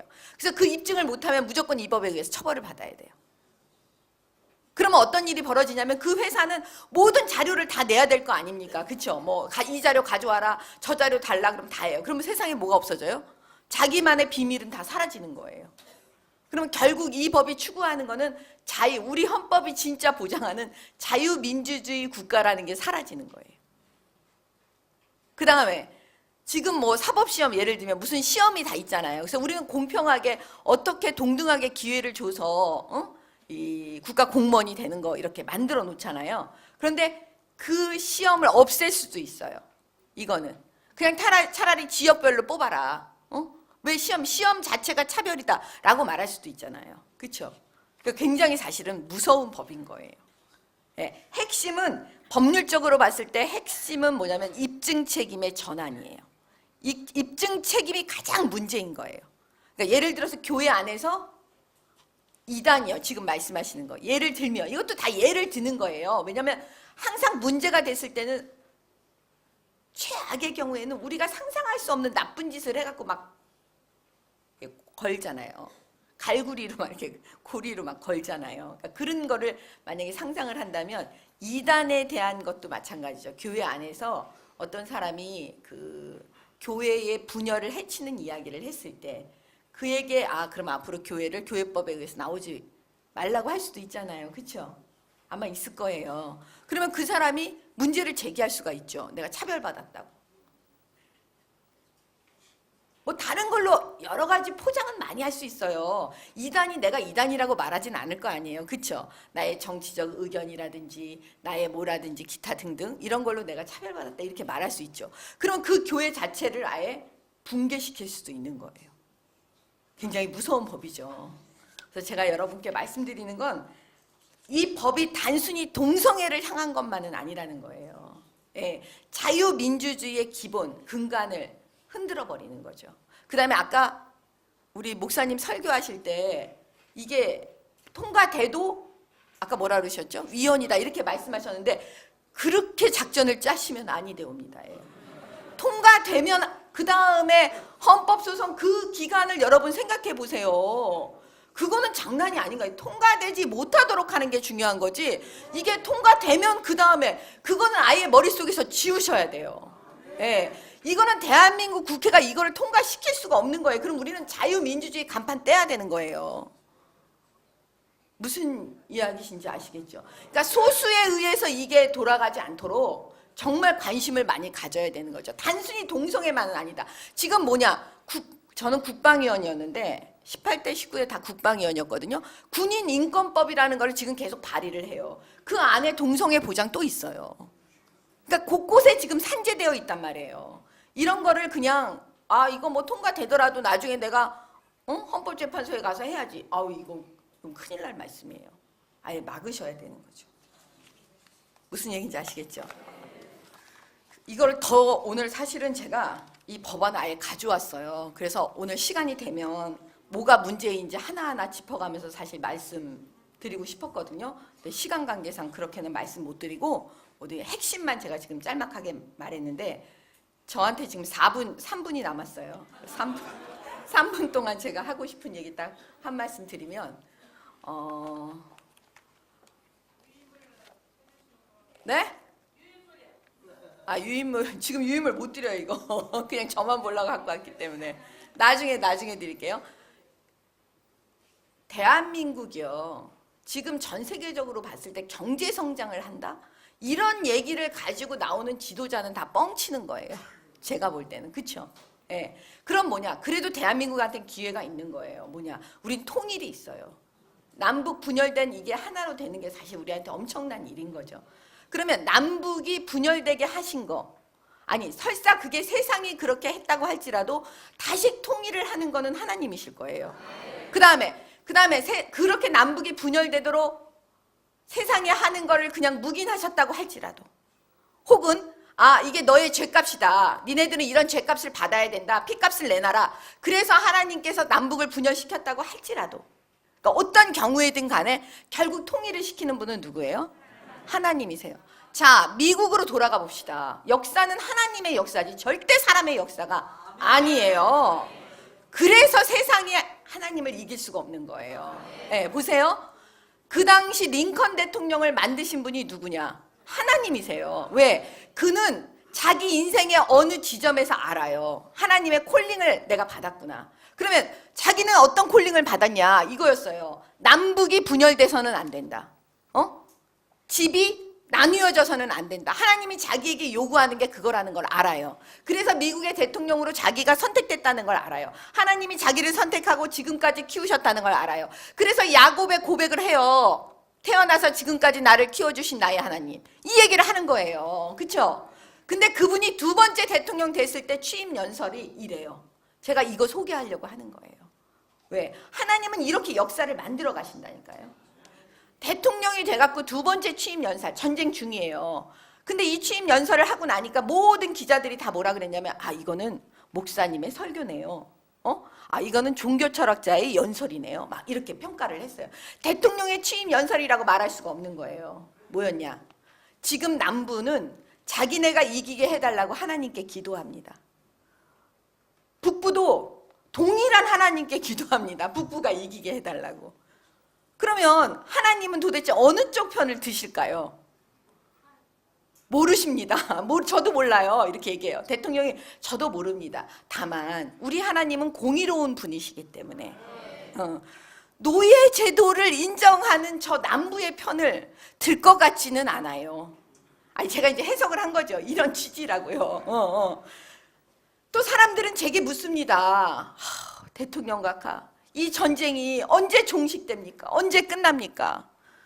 저도 몰라요. 그러나 우리 하나님은 공의로우신 분이기 때문에 분명 그 끝나는 그 시점도 당신께서 가장 좋은 방법으로 하실 거라고. 근데 자기가 추측해 보건대, 이게 되게 무서운 말이에요. 내가 추측해 보건대 그 불쌍하고 무고한 그 노예의 그 피값을 받을 때까지 이 전쟁을 하실 거래요. 그 다음에 값싼 노동력, 값싼 노예의 노동력을 착취하고 취득해서 그걸로 얻은 이득이 제로가 될 때까지, 0이 될 때까지 이 전쟁을 하실 것 같대요. 우리 하나님은 공의로우신 분이기 때문에. 그래서 그럼 우리는 지금 무엇을 해야 됩니까? 바로 이 대목에서 우리는 지금 우리가 해야 할 일을 해야 한대요. 하나님은 하나님의 일을 하실 거니까 우리는 우리의 일을 해야 되는 거예요. 우리의 일은 뭐냐? 기도해야 되는 거예요. 어떤 기도를 해야 되느냐? 자식을 잃은 부모, 부모를 잃은 어린 고아가 된 아이들, 그 다음 과부가 된 사람, 홀로 된 자들, 그게 남이든 그게 북이든 이렇게 불쌍하고 지금 슬픔에 당한 이 모든 사람들을 위해서 자비로운 마음으로 기도를 해야 된대요. 위로해달라고. 그게 우리가 해야 될 일이라고 대통령이 두 번째 취임 연설에서 해요. 저는 이게 한국에서도 지금 현재 우리 이 시점에서도 굉장히 필요한 것 같아요. 분명히 이 남북 관계를 종식시키고 하나로 만드는 건 하나님이세요. 그러니까 우리는 사실 기도해야 되는 거죠. 제가 어릴 때 딱 요거 1분만 더 하면 저는 사실 군인의 딸이에요. 가난한 군인의 딸이었는데 아버지는 월남전 참전용사였고 고엽제 환자셨어요. 그리고 대위에서 소령 진급을 못하니까 이제 군복을 벗고 나왔죠. 사회인이 됐어요. 근데 사업에 처음에 손을 댔다가 망했습니다. 그 다음부터 아버지는 재기를 못했어요. 아버지가 재기가 없다는 건 그 가족은 그 가난 속에서 헤어나올 수가 없는 거예요. 그래서 우리는 삼양동에 들어가서 살게 됐어요. 화장실이 없는 집에서 살았죠. 근데 그럼에도 불구하고 그 아버지는 그 딸에게 늘 얘기하셨어요. 공부를 열심히 하고 판검사가 되라고. 근데 아버지는 점점 알코올 중독자가 되어 가셨어요. 그 당시에는 고엽제가 뭔지 몰랐어요. 지금엔 다 알지만 아버지는 고엽제 환자였습니다. 그래서 술이 없으면 살 수 없는 분이셨어요. 근데 아버지가 점점 알코올 중독이 되면서 가족은 점점 어려워졌어요. 왜냐하면 부부싸움이 잦아졌고 그 다음에 늘 불안한 거예요. 아이들은 굉장히 불안한 거예요. 그렇잖아요. 가정이. 그러니까 저 굉장히 불안했어요.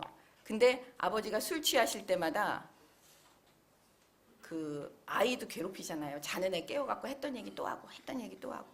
아무리 아버지라도 술 취한 남자의 술 냄새가 좋았겠습니까? 그쵸? 안 좋겠죠. 그래서 주일학교에 가서 기도해요. 왜냐? 2살 때 엄마를 저는 잃었는데 그때부터 키워주신 어머니가 하나님 딸이었거든요. 그래서 교회 가는 게 뭔지를 알았어요. 기도하는 훈련을 받잖아요. 그래서 하나님이 내 기도에 응답하리라고 생각은 못해요. 다만 그냥 하소연하는 거죠. 기도하는 거죠. 그때 기도가 뭐였냐면 이거였어요. 하나님, 저는 나중에 커서 술 먹는 남자랑은 절대로 결혼하지 않을 거예요. 술 먹고 우는 남자는 더 싫어요. 이런 기도를 했어요. 그리고 잊었어요. 근데 저는 잊었는데 우리 하나님은 잊지 않으셨어요. 왜? 제가 결혼을 할 때 저희 남편 될 사람이 그러는 거예요. 자기가 선천적으로 술을 못 먹는데요. 알코올이 들어가면 온몸에 두드러기가 나는 사람이었어요. 그러니까 우리 하나님은 잊지 않으시는 분이에요. 감사합니다. 굉장히 무서운 조항입니다. 다들 이렇게 말씀드리면 아유 설마 뭐 목사님들을 잡아가겠냐. 종교의 헌법에 자유가 있는 우리 헌법에 종교의 자유가 있는데 이렇게 생각하시지만 이 법이 똑같은 법들이 다른 나라에 통과가 됐습니다. 다른 나라에 어떤 일이 일어나는지를 보면 이 법이 우리나라에 통과됐을 때 우리가 어떤 일을 겪을지 짐작이 되시는 거죠. 다른 나라 목사님들이 구속되고 있습니다. 목사님만 구속되는 것이 아니라 성도들 중에서도 의사가 수술을 해주고 환자가 기도해 주세요 선생님, 기도했다는 이유로 의사 면허가 박탈이 되고 있습니다. 그 다음에 학교에서 선생님들이 아이를 넘어졌어요. 닦아주고 선생님 기도해 주세요, 기도해 줬다는 이유로 교사에서 해고가 되고 있습니다. 수없는 일들이 일어나고 있습니다. 일일이 다 말씀드리지 못할 만큼. 최근에 노르웨이에서는 무슨 일이 있었냐, 자기 친자녀 5을 키우는 가정에서 부모가 얘기했습니다. 교회 가야겠다, 교회 가라. 그랬더니 특정 종교를 강요했다 라는 것은 다른 종교에 대한 차별이기 때문에 국가가 이 5명의 아이의 양육권을 모두 박탈해버렸습니다. 보육기관으로 보내고, 보육기관이라는 게 뭐예요? 고아원 같은 데죠. 그 다음에 몇 명은 다른 가정에 입양시켜버렸습니다. 이런 일들이 일어나게 되는 것이 이 차별금지법입니다. 이걸 쉽게 생각하면 절대 안 됩니다. 그 다음에 이제 여러분들 잘 아시는 독소조항이 동성애입니다. 근데 동성애에 대해서도 그냥 막연히 동성애를 허용하는 건가 보다 이렇게 생각하시는 분들이 있는데 지금도 동성애는 우리나라는 허용 국가예요. 우리나라가 동성애 한다고 누굴 잡아갑니까? 잡아간다며 몇 주 전에 있었던 서울시청 광장 앞에 그 8,000명이나 되는 동성애자들이 나와서 눈 뜨고 볼 수 없는 그런 민망한 행위를 하고 퍼포먼스를 하고 그런 일을 그렇게 집단으로 할 수 있겠습니까? 우리나라 동성애 허용 국가입니다. 그런데 이 법이 통과되면 뭐가 문제가 되냐면 동성애에 대해서 문제가 있다라고 얘기를 하면 형사처벌이 되는 거예요. 정확하게 아셔야 됩니다. 성적 취향에 따라서 다른 사람을 차별하면 안 된다. 근데 차별이라는 게 부당한 대우를 하는 걸로 알아야 되는데 이 법의 내용은 동성애가 에이즈를 유발할 확률이 있다? 에이즈 환자 중에 91.7%는 남성 동성애자 간의 성접촉이다? 이런 얘기 자체를 못하게 합니다. 하면 차별한 걸로 되어서 형사처벌의 대상이 되는 거예요. 지금 우리나라는 발표도 하지 않고 있습니다. 99년까지는 윤리교과서 보건교과서에서 동성애라고 하는 것은 에이즈를 유발할 확률이 높다. 이걸 학생들에게 가르쳤어요. 근데 99년부터는 이걸 중단시키고 못하게 교과서에서 모두 삭제했습니다. 그리고 지금 질병관리본부, 복지부 산하죠. 복지부가 어딥니까? 국민의 건강을 책임지고 국민의 재정 부담을 최소화해 줘야 되는 의무를 가지고 우리 세금으로 월급 받고 일하는 공무원들입니다. 근데 이 질병관리본부는 해마다 에이즈 환자가 몇 명씩 늘어나고 있는지 그 에이즈 환자 중에서 동성애자 간의 비율이 몇 프로인지 발표를 못합니다. 왜냐하면 인권보도 준칙이라는 걸 만들어가지고요. 특정 질병과 성소수자 간의 관계를 얘기하면 이거는 인권을 침해하는 것이다. 이렇게 얘기하면서 절대 발표를 못하게 합니다. 지금 우리나라가 이런 상태인데 여기에 이제 이 차별금지법까지 통과가 되면 그런 얘기를 하는 사람들을 처벌하려는 게 목적입니다. 이 법에. 동성애를 하나님께서 뭐라고 하십니까? 가증히 여기시는 죄라고 하죠. 그 다음에 하나님 나라를 유업으로 받지 못할 죄라고 합니다. 그렇기 때문에 상당한 보험을 우리 몸에 받았다고 얘기하는 죄입니다. 이걸 가르치게 되면 성경은 불법이 되고 교회는 불법 단체가 돼서 형사처벌이 되는 법입니다. 이 법이 통과돼서 되겠습니까? 여러분 한번 상상을 해보십시오. 우리나라 형법에는 245조의 공연 음란죄라는 게 있습니다. 다수가 보는 데서 다른 사람에게 수치감이나 혐오감을 주는 행위를 하면 처벌합니다. 잡아가죠. 당장 경찰이 와서. 누가 백주 대낮에 서울시청 광장 앞을 옷을 안 입고 쫓아다닌다면 그 사람 잡혀가는 거 아닙니까? 바바리면 처벌하잖아요. 그런데 8,000명이나 집단으로 나와서 서울시청 광장 앞에 휴일에 시민들이 다 어린아이들 손잡고 나와서 다니는 그 공간에서 옷도 거의 입지 않고 그렇게 음란한 행위들을 하는데 공연 음란죄를 적용하지 않습니다. 오히려 경찰이 와서 보호해주고 있었습니다. 보셨죠? 어떻게 백주대낮에 이런 일이 일어납니까? 지금 이 차별금지법이 통과되지 않아도 이런 상황인데 차별금지법이 통과되면 동성애에 대해서 문제 제기하는 사람들의 입에 재갈을 물리는 법입니다. 동성애를 더 확산시키려고 하는 거죠. 근데 국회에 법이 통과되는 경로에 대해서 두 가지가 있습니다. 의원들이 서명해서 내는 거.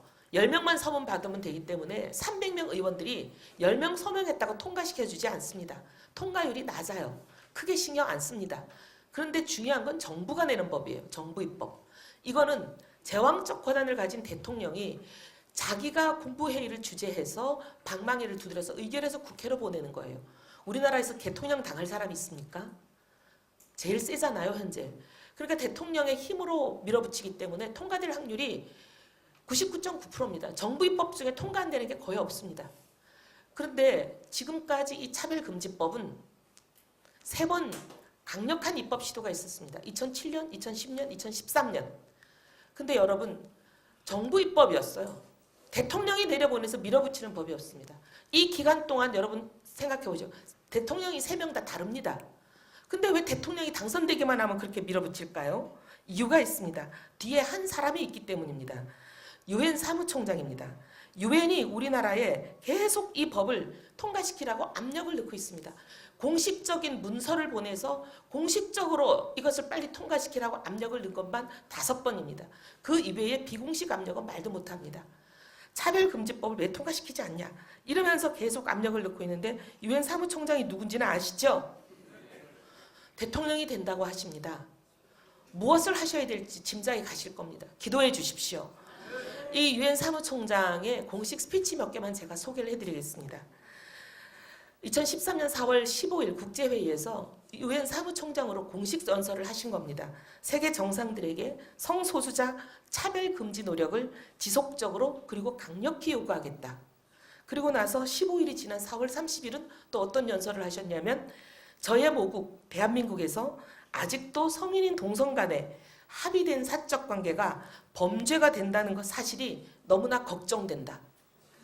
이렇게 말씀하셨습니다. 그 다음에 작년에 6월 28일 다 기억하시죠? 믿음의 나라라고 우리가 알고 있는 미국이 드디어 동성혼을 합법화하는 결정을 내려서 전 세계 21번째 동성혼 합법화 나라가 됐습니다. 그 판결이 영반 대법원에서 있었을 때 우리 반기문 유엔 사무총장의 공식 연설입니다. 미국이 동성애자들이 자신이 살고 있는 곳이 어디든지 합법적으로 결혼할 수 있도록 한 연방 대법원의 합헌 결정을 적극 환영한다. 민주주의의 승리라는 겁니다. 여러분 정확하게 아시고 누가 이 법을 밀어붙이고 있는지 아셔야 기도도 정확하게 하지 않겠습니까? 오늘 말씀을 드렸으니 기도해 주십시오. 이 법이 통과됐다가는 하나님 나라는 무너집니다. 왜 동성애를 허용하는 나라에서 동성애 한다고 구속시키지 않는 나라에서 동성애가 문제가 있다. 국민의 건강을 이렇게 해친다. 그리고 또 이 사람들에게는 치료비, 간병비는 전부 국가에서 대줄 뿐만이 아니라 한 달에 300만 원이 넘는 약값을 그냥 무료로 줍니다. 이 사람들에 대해서는 1원 한 푼 안 내게 병원에서 다 치료를 해줘요. 이 어마어마한 재정 부담을 우리가 내는 돈으로 하는 거 아닙니까? 국민들에게 이렇게 재정 부담을 안긴다. 이런 얘기를 하게 되면 형사처벌을 하는 이 법이 역차벌이 아니고 무엇이겠습니까? 기도해 주셔야 됩니다. 좀 전에는 이제 제가 차별금지법에 대해서 보고를 드렸는데 사실 저 더러운 30분을 얘기하라고 해서 아까 11시부터 제가 국회 회기 중에 나와서 기다리고 있었습니다. 근데 이제 순서가 밀려서 뒤로 오다 보니까 저보고 15분 주셨는데요. 조금만 더 양해를 해주시면 이슬람에 대해서 보고를 드리겠습니다.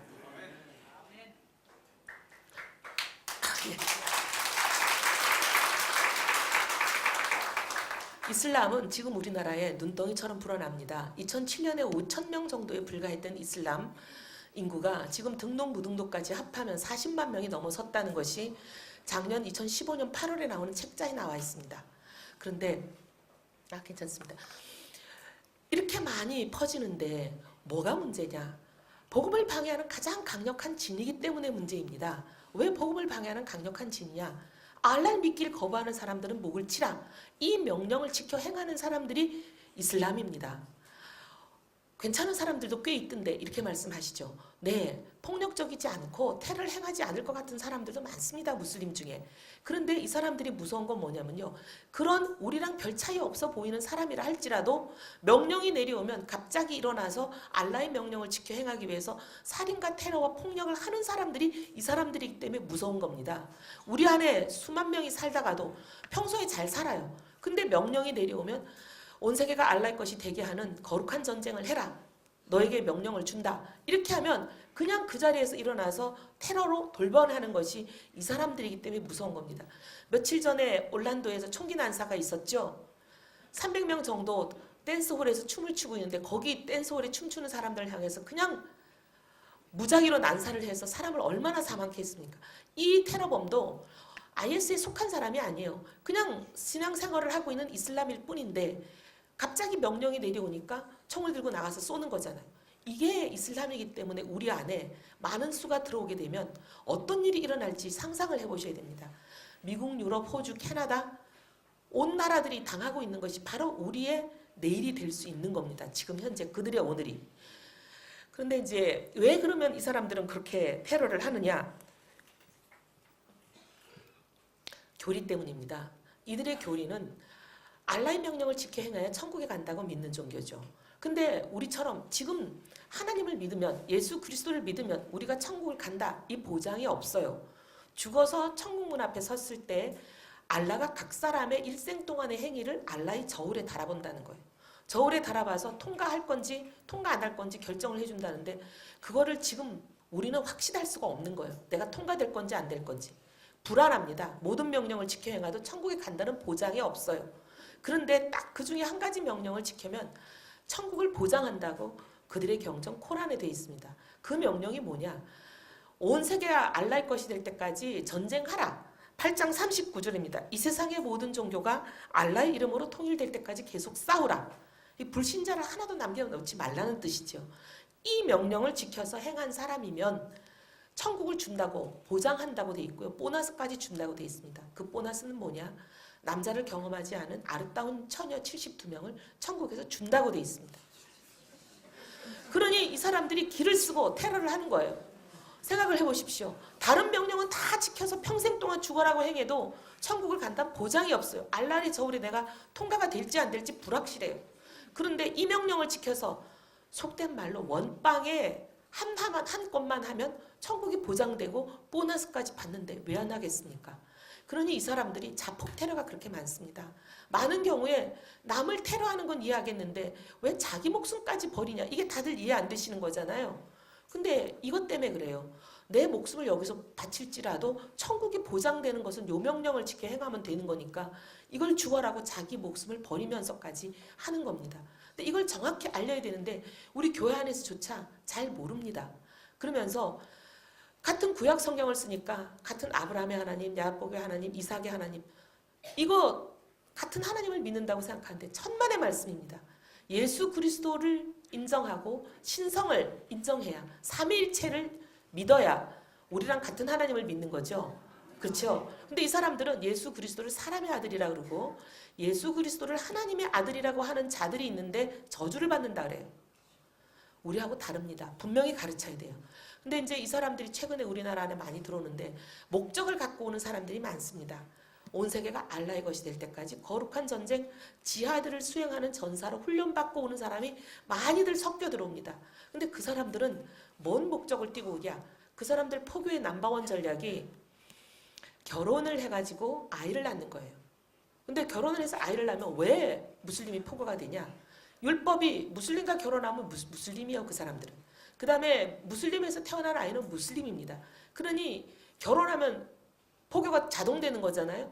근데 우리는 요즘 결혼을 해도 남성 1명, 여성 1명, 평균 출산율 아예 1명 낳아요. 줄어들죠. 근데 이 사람들은 남성 1명에 여성 여러 명, 일부 다처로 결혼합니다. 6.7명씩 낳고 있습니다. 그러니 굉장히 불안하죠. 그래서 전 세계적으로 이슬람 인구 증가 추이를 보면요. 하루에 7만 명씩 늘어나고 있습니다. 오늘 내일 가는 사이에 7만 명이 늡니다. 1년에 얼마가 느느냐? 2,555만 명이 늡니다. 이거는 어느 정도 규모냐? 호주보다 더 큰 이슬람 나라가 1년에 하나씩 매년 생기고 있는 거예요. 어마어마하게 늘어납니다. 근데 우리나라에 오는 사람들도 이런 목적을 띠고 오는 사람이 많아요. 그래서 이슬람 포교단체인 자카트가 심지어 유학생들에게 장학금을 지급해주는 조건 중에 한국 여성과 결혼해서 아이를 하나씩 낳을 때마다 6천만 원씩 더 준다. 이런 것도 있습니다. 근데 이 사람들이 들어와서 어떤 식으로 하냐면 무슬림 생활수칙 5계명이라는 게 지금 인터넷에서 많이 유포되고 있습니다. 뭐냐? 대한민국에서 무슬림으로 살아가려면 이렇게 지혜롭게 하라. 생활 방법을 알려주는 거예요. 1계명, 고령 여성, 장애인 여성, 이혼한 여성에게 먼저 접근하라요. 이 세 여성이 어떤 사람들이에요? 결혼이 잘 안 되는 분들이죠. 대한민국 사람과 결혼하기 쉽지 않은 사람을 먼저 타겟으로 해서 접근하라는 거예요. 2계명이 임신부터 먼저 시켜라예요. 우리나라 여성들이 결혼을 할 생각이 없다가도 임신을 하고 나면 결혼의 마음문을 연다는 거 이미 이 사람들 간파하고 이것을 교육시키고 있습니다. 그래서 많은 결혼들이 요즘 일어나고 있어요. 근데 결혼하면 당연히 이 사람들은 뭘 하냐? 일정 기간이 지나면 대한민국 국적을 취득합니다. 그렇잖아요? 국적법이. 그럼 딱 국적을 취득하고 나면 본국에 있는 아내들과 아내들로부터 태어난 자녀들을 마구 데려옵니다. 왜냐하면 대한민국 국민이면 초청할 권리가 생기니까요. 18명씩 데려오는 사람들도 있습니다. 이렇게 마구 데려오니까 얼마나, 그러니까 8년도 안 됐는데 80배씩 불어나고 있죠. 굉장히 붑니다. 근데 이 사람들이 또 결혼하고 나면 우리나라 사람 배우자에게 뭘 요구하냐? 개종을 요구합니다. 무슬림과 결혼하면 무슬림이 되라는 게 우리의 율법이야. 그리고 우리 세상법도 그래. 기아도 개종을 해야 돼. 근데 개종을 안 한다고 거부하잖아요. 그럼 그때부터 지속적으로 압박이 들어옵니다. 나중에는 생명의 위험까지 들어오게 됩니다. 그래서 많은 사람들이 결혼을 했다가 이걸 모르고 결혼을 했다가 압박을 받게 돼서 도망 나오는 사람들이 생깁니다. 이 사람들의 신변을 보호해주고 누구에게도 여기 있는 걸 알리지 않는 피난처, 쉘터를 만들고 있습니다. 전국에 있어요. 근데 그 쉘터에 온 사람들 중에 93.4%가 죄송합니다. 93.4%가 교회 안의 자매들이에요. 교회 안의 자매들이 왜 이런 일을 당하는지 아십니까? 아니 어떻게 하다 그분과 만나게 되셨어요? 어떻게 하고 그분과 결혼까지 하게 되셨어요? 이런 걸 정신과 치료 중에 상담이 있으니까 물어보면 제가요 무슬림 선교하려고 먼저 접근했어요. 제대로 알려야 됩니다. 우리 교회 안의 주의 백성들부터 이슬람이 어떤 종교인지, 이슬람의 교리를 믿고 수봉하는 그 무슬림이라는 사람들이 어떤 사람들인지 가르쳐야 됩니다. 지금 피해가 속출하고 있어요. 우리나라에 이제 들어오는 유형들 중에 대부분 두 가지 유형 중에 하나입니다. 첫 번째는 산업체 근로자로 와요. 우리 청년들이 어렵고 위험한 일 안 하려고 그러니까 일손이 모자라서 외국에서 근로자를 수입합니다. 많은 공단들이. 주로 말레이시아, 인도네시아, 파키스탄, 아프가니스탄, 방글라데시 이런 데서 근로자들을 수입해오다 보니까 무슬림 국가에서 무슬림 근로자들이 옵니다. 이 사람들이 주로 많이 분포하는 곳이 경기도, 안산, 시흥 등 공단을 중심으로 집중돼 있어요. 그리고 경남의 김해, 창원들의 한 16% 정도, 경기도의 34% 정도가 있습니다. 근데 유럽의 사례를 보면요. 한 지역에 이슬람 인구가 한 5% 정도 넘어나면 살인, 폭력, 테러 이런 게 일상화되고 성폭력이 37.8배가 늘어납니다. 사람이 살 수가 없는 도시가 돼요. 하나님 나라가 무너지는 건 기본이고요. 알라를 믿지 않으면 살인, 테러를 해야 되는데 하나님 나라가 지켜지겠습니까? 그 다음에 이제 사회 치안 질서도 유지가 안 되는 게 외국의 사례입니다. 불란서 이런 데 벌써 수많은 무슬림들이 들어가서 살고 있고 런던, 영국 이미 점령당했다고 보잖아요. 무슬림이 잃었던 시장이 됐습니다. 이런 상황인데 우리나라에 지금 벌써 이 위험 수위에 다다르는 도시들이 나오기 시작합니다. 여러분 눈에는 안 보이지만 김해가 벌써 4%를 넘어선 지가 오래됐어요. 이렇게 곳곳에 몇몇 도시가 위험 수위에 거의 다다르는 곳들이 나옵니다. 기도해야 됩니다. 근데 이 산업체 근로자로 온 사람들 중에 최근에 이제 어떤 일이 발견이 됐냐면 IS 아시죠? 시리아와 이라크를 중심으로 갑자기 무당단체가 나와서 마구 테러를 하잖아요. 그래서 일부 IS 대원을 서방에서 잡았습니다. 요 소지품을 압수를 했죠. 뭐가 나왔느냐? 우리 대한민국의 교통카드가 나왔어요. 지하철 패스, 자동차 부품 공장의 사원증 이런 게 나왔습니다. 이걸 확인해 달라고 보내왔는데 작년 가을에 확인을 했습니다. 했더니 확인한 시점으로부터 한 달 반 전까지 지하철 타고 다니고 버스 타고 다니고 교통카드 쓴 기록이 나오는 거예요. 그리고 당시에 넣으면 바로 지하철을 탈 수 있는 살아있는 카드예요. 자동차 부품 공장의 사원증도 마찬가지예요. 한 달 전까지 근무하던 사람인 게 밝혀졌습니다. 그러면 뭐가 입증이 됐습니까? 우리 안에 있던 사람 무슬림들 중에 본부로 가서 훈련받는 사람이 나온 거죠. IS는 2단계입니다. 처음에는 1단계 각 세계 각지에서 알라를 온 세상이 알라의 것이 되게 하는 전쟁을 할 전사들을 모아요. 훈련을 시킵니다. 훈련이 끝나면 자기가 있었던 곳으로 2단계 돌려보냅니다. 네가 있었던 곳에 가서 알라의 것이 되게 하는 온 세상을 알라의 것으로 만드는 혁명과 전쟁과 테러를 하라 이거예요. 우리 안에 1단계가 벌써 확인이 됐습니다. 그렇잖아요? 지금 2단계로 넘어와서 우리 속에 있는지 확인은 안 됐지만 가능성이 높은 거 아닙니까? 그럼 그 사람들은 뭔 임무를 띠고 왔어요? 대한민국을 알라의 것이 되게 하는 전쟁과 폭력과 테러를 행하라. 이 명령을 받고 온 사람들입니다. 언제 무슨 일이 있을지 알 수가 없어요. 얼마 전에 중앙일보에 이렇게 사진이 난 걸 봤습니다. 여기서 가까운 북한산, 시내 안에 있는 산이죠. 북한산 정상 꼭대기에서 IS 그 군복을 입고 IS 깃발을 들고 거기에 알라우 야크바르, 알라는 위대하시다. 이게 모든 테러범들이 테러를 행하고 나면 알라한테 신고하는 신고식의 의미를 갖는 얘기입니다. 뭐냐면 알라를 믿길 거부하는 사람의 목을 치라. 그 명령을 지켜 행하면 낙원을 준다고 약속하시지 않았습니까? 제가 이 명령을 지켜 행했으니 저에게 약속된 낙원과 보너스를 주십시오. 이런 일종의 신고식 같이 그 사람들이 하는 겁니다. 이거를 들고 깃발을 들고 사진을 찍어가지고 자기들끼리 막 페이스북에 돌리는 거를 중앙일보가 보도를 했습니다. 그 얘기는 뭐예요? 이미 돌아온 2단계 테러리스트가 있을 가능성이 높은 거죠. 지난 11월에 작년 11월에 IS가 전 세계 방송국에 이걸 내보내달라고 요청했습니다. 뭐냐? 대한민국을 테러의 타겟으로 정했다는 얘기. 그래서 대한민국이 테러의 타겟으로 정해졌다고 CNN, BBC 온갖 방송들이 방송을 했습니다. 우리나라 9시 뉴스만 방송을 안 했어요. 근데 올 1월에 뭐라 그러냐면 여태까지는 테러라는 것은 유럽, 미국, 호주, 캐나다 이런 서방 세계에만 있는 걸로 알고 있어서 우리나라는 안심하겠지. 그게 천만의 말씀입니다. 올 1월에 이제 드디어 아시아다. 이제 아시아의 테러를 시작한다. IS가 선포를 하고 1호 국가로 인도네시아의 테러를 했습니다. 언제 대한민국이 될지 알 수 없는 상황입니다. 기도로 막아주셔야 됩니다. 그 다음 한 가지 유형은 대학가로 들어오는 이슬람들입니다. 유학생, 교환학생, 온갖 학생들이 많이 밀려오다 보니까 지금은 대학가에 굉장히 많아졌어요. 그러다 보니까 우리나라 정부 부처, 그 다음에 이 학생들을 유학 보낸 무슬림 국가의 대사관 이런 데서 갖가지 요구를 많이 합니다. 첫 번째 요구, 제일 많은 요구가 기도처소를 만들라는 거예요. 그래서 요즘 대학들이 많이 만들고 있습니다. K대학 제일 좁은 곳에 만들라는 요구를 받아들여서 총장실 바로 옆에 만들었어요. 그리고 여러분이 외국 나갈 때 들으시는 인천의 영종도 국제공항 거기 이미 만들어진 지 오래입니다. 그리고 우리나라 정부 부처에도 만들어진 곳이 있습니다. 뿐만이 아니라 대형 식당, 관광객들이 많이 오는 특급 호텔, 그 다음에 대형 병원, 무슬림 환자들이 오니까 곳곳에 지금 만들고 있습니다. 지지난주인가요? 가평군에서 저한테 와서 기도회를 같이 하자 그래요. 거긴 남이섬이 있는 곳입니다. 남이섬 겨울연가 촬영하는 곳. 관광객이 많죠. 그래서 이미 거기는 기도처소도 만든 지 오래됐고 할랄도 제공한 지 오래됐습니다. 그런데 이 남이섬 때문에 관광객들이 많이, 왜냐하면 기도처소도 있고 할랄도 제공하고 하니까 무슬림 관광객들 입장에서는 여기가 좋은 곳이잖아요. 밀려오는 거예요.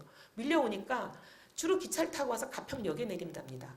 가평 군수가 무슬림 관광객들을 위해서 가평역에다가 기도처소를 만들겠다 선언을 한 거예요.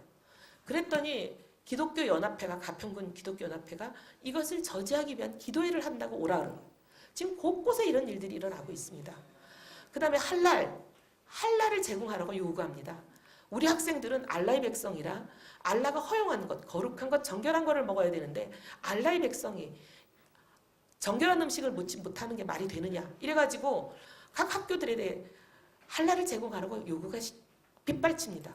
얼마 전에 Y대학 이것을 거부했더니 이 Y대학에 오기로 되어 있던 정부 보정을 받는 아주 대규모 교육 프로그램 사업을 우리나라 정부 부처가 Y대학에다가 할랄을 제공하라고 요구한 거예요. 무슬림 국가가 요구한 게 아니라 우리나라 정부기관이 요즘 이런 일을 합니다. 그러면서 요구하고 Y대학이 그걸 우리는 받아들이지 않겠다 했더니 할랄을 제공하겠다고 약속하는 C대학으로 이 정부 보조금 사업을 옮겨버렸습니다. 이미 결정된 것을. 이런 일들이 곳곳에 일어납니다. 대통령께서 작년 3월에 중동 국가를 순방할 때 MOU 체결하고 오셨죠. 할랄 단지를 조성하겠다고. 4월, 5월은 6월은 메르스가 창궐 해서 수많은 생명을 잃었습니다.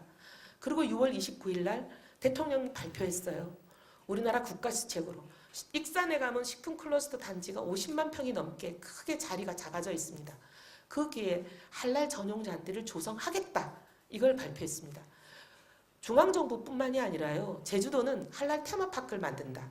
강원도는 4곳에 집중적으로 할랄 타운을 조성한다. 지금 할랄 붐이 막 일어나고 있습니다. 그리고 이슬람 경제 대회를 유치하겠다. 지금 강원도는 도지사가 팔을 걷어붙이고 나섰어요. 내년에 전 세계 이슬람 학자들을 강원도에 모으겠다는 거예요. 모아서 이슬람 경제 대회를 개최한다는 겁니다. 이런 일들이 곳곳에서 일어나고 있습니다.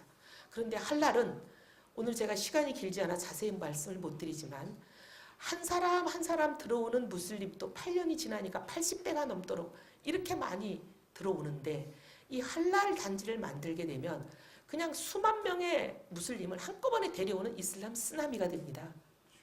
어떻게 되겠습니까? 기도로 막아주셔야 되죠.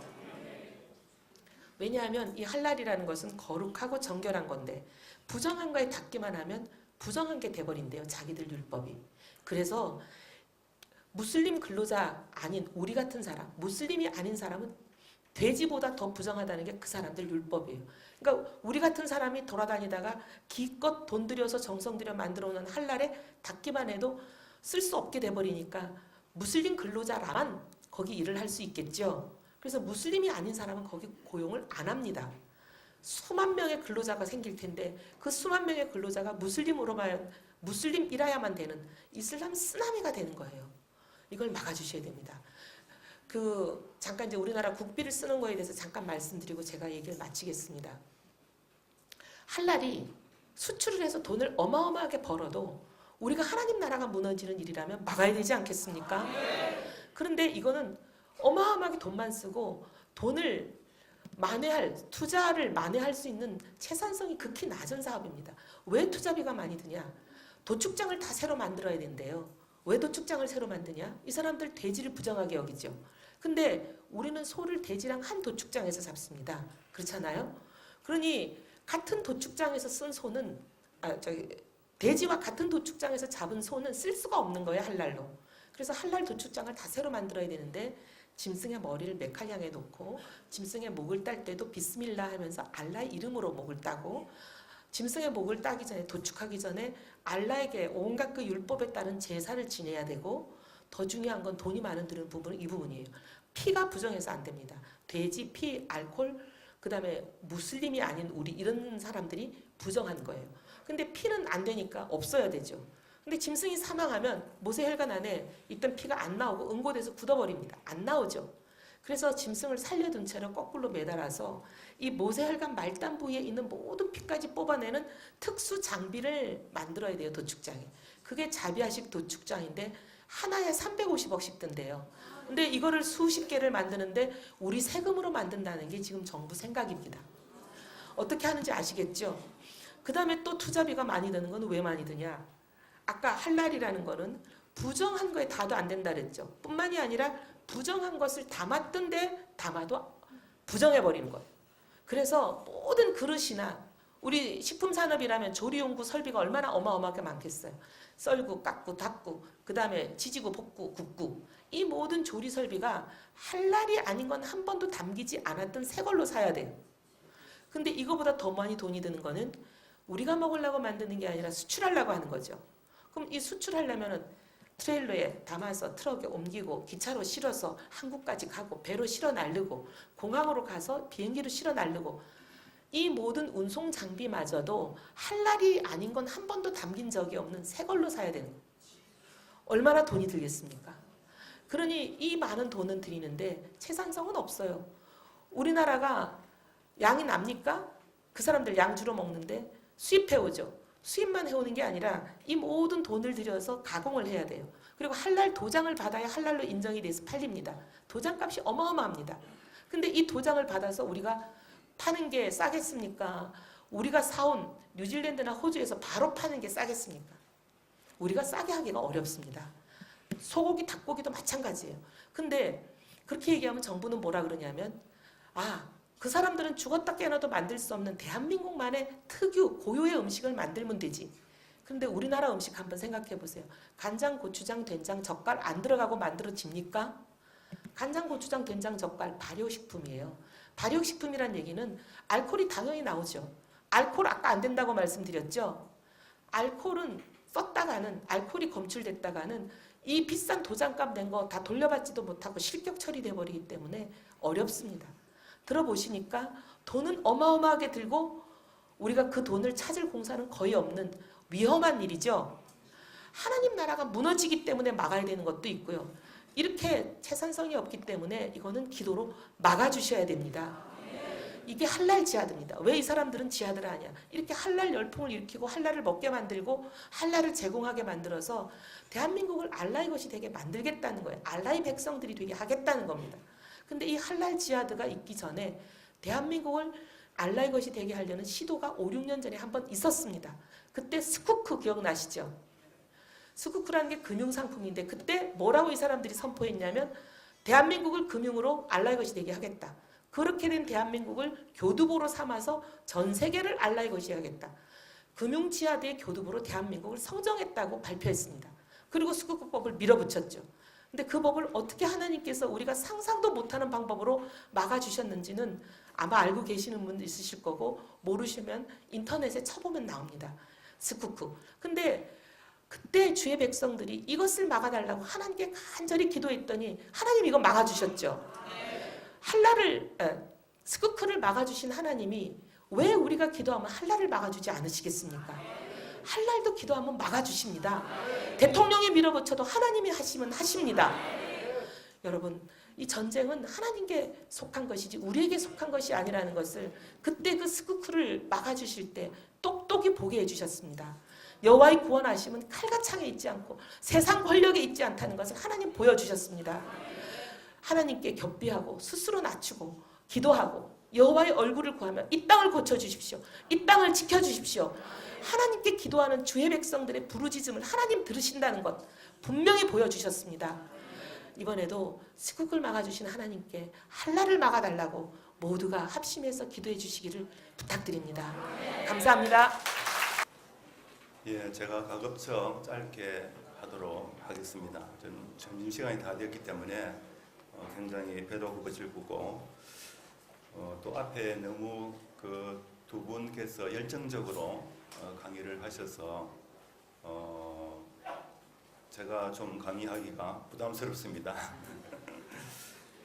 저는 오늘 제목을 보시면은 제목이 두 가지가 나와 있는데 6페이지에 보면은 현재 한국 교회 내 이단 이런 제목이 나와 있고 또 7페이지에는 이단에서 진리로 이렇게 되어 있습니다.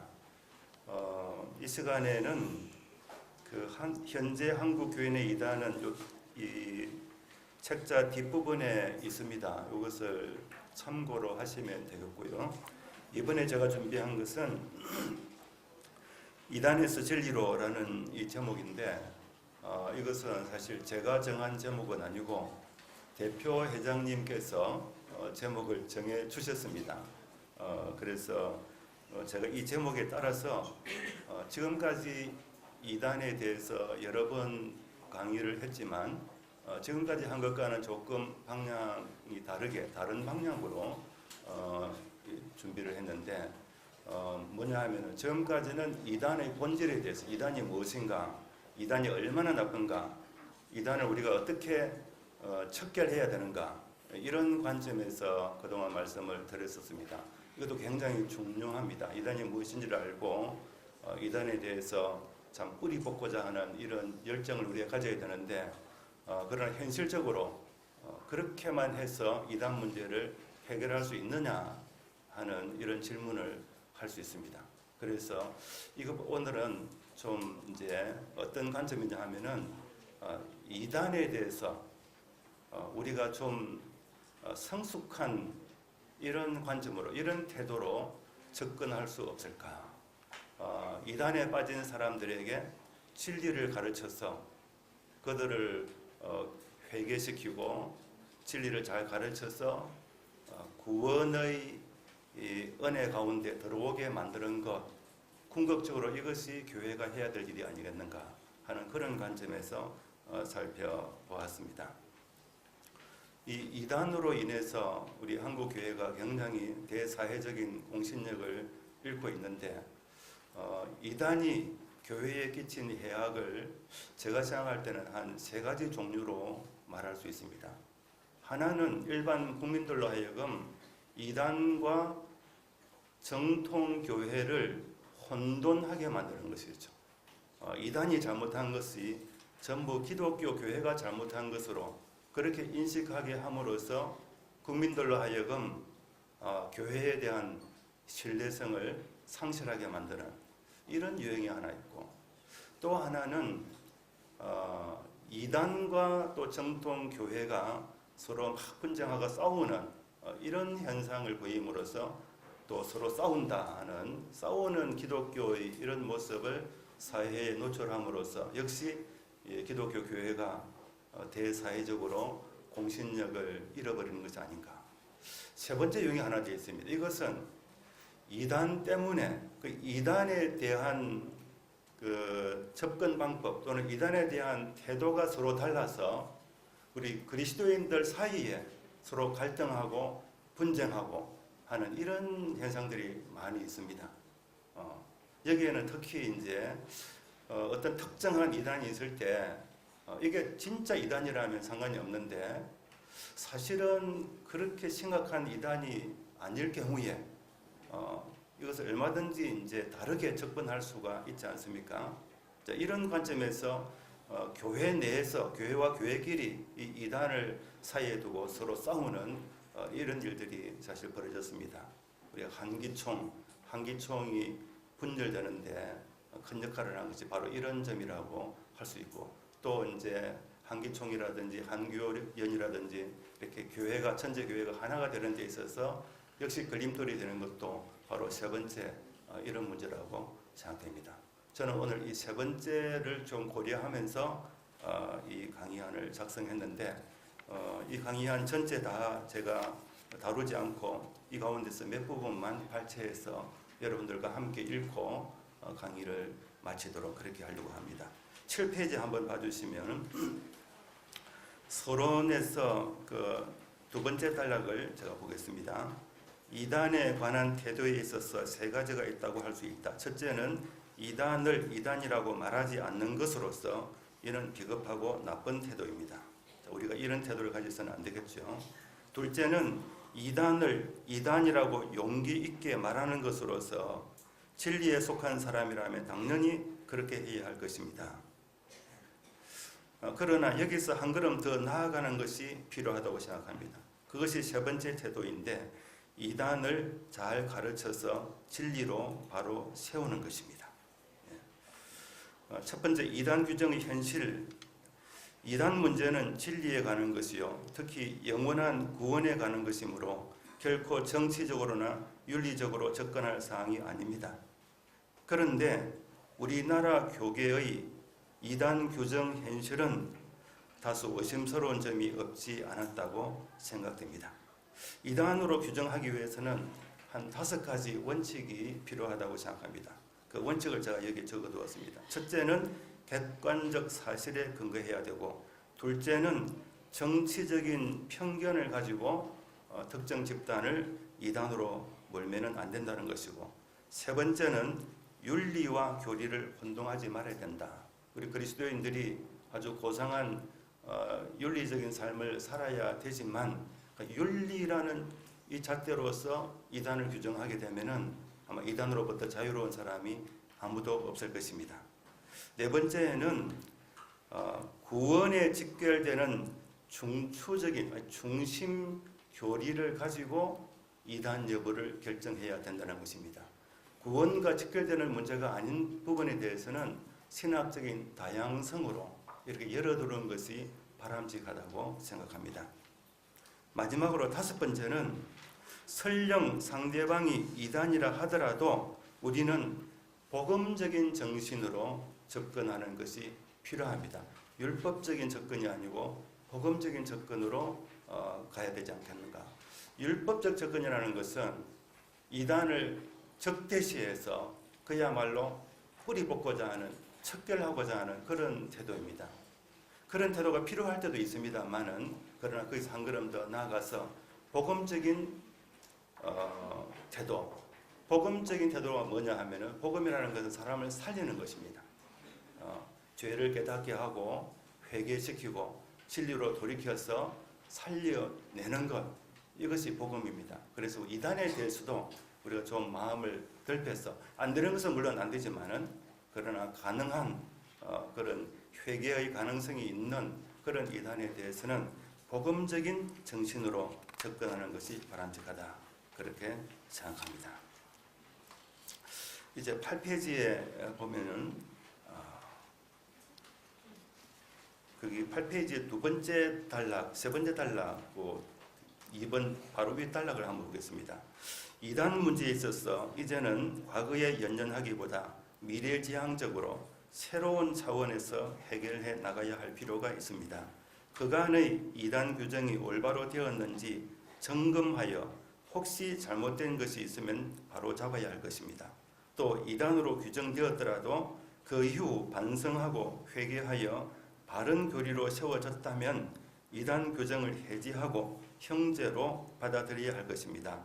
아울러 이단으로 규정된 사항이 기독교의 근본에 속한 구원 교리에 관한 것이 아니라면은 잘 가르쳐서 회개하고 돌아올 기회를 충분히 주어야 할 것입니다.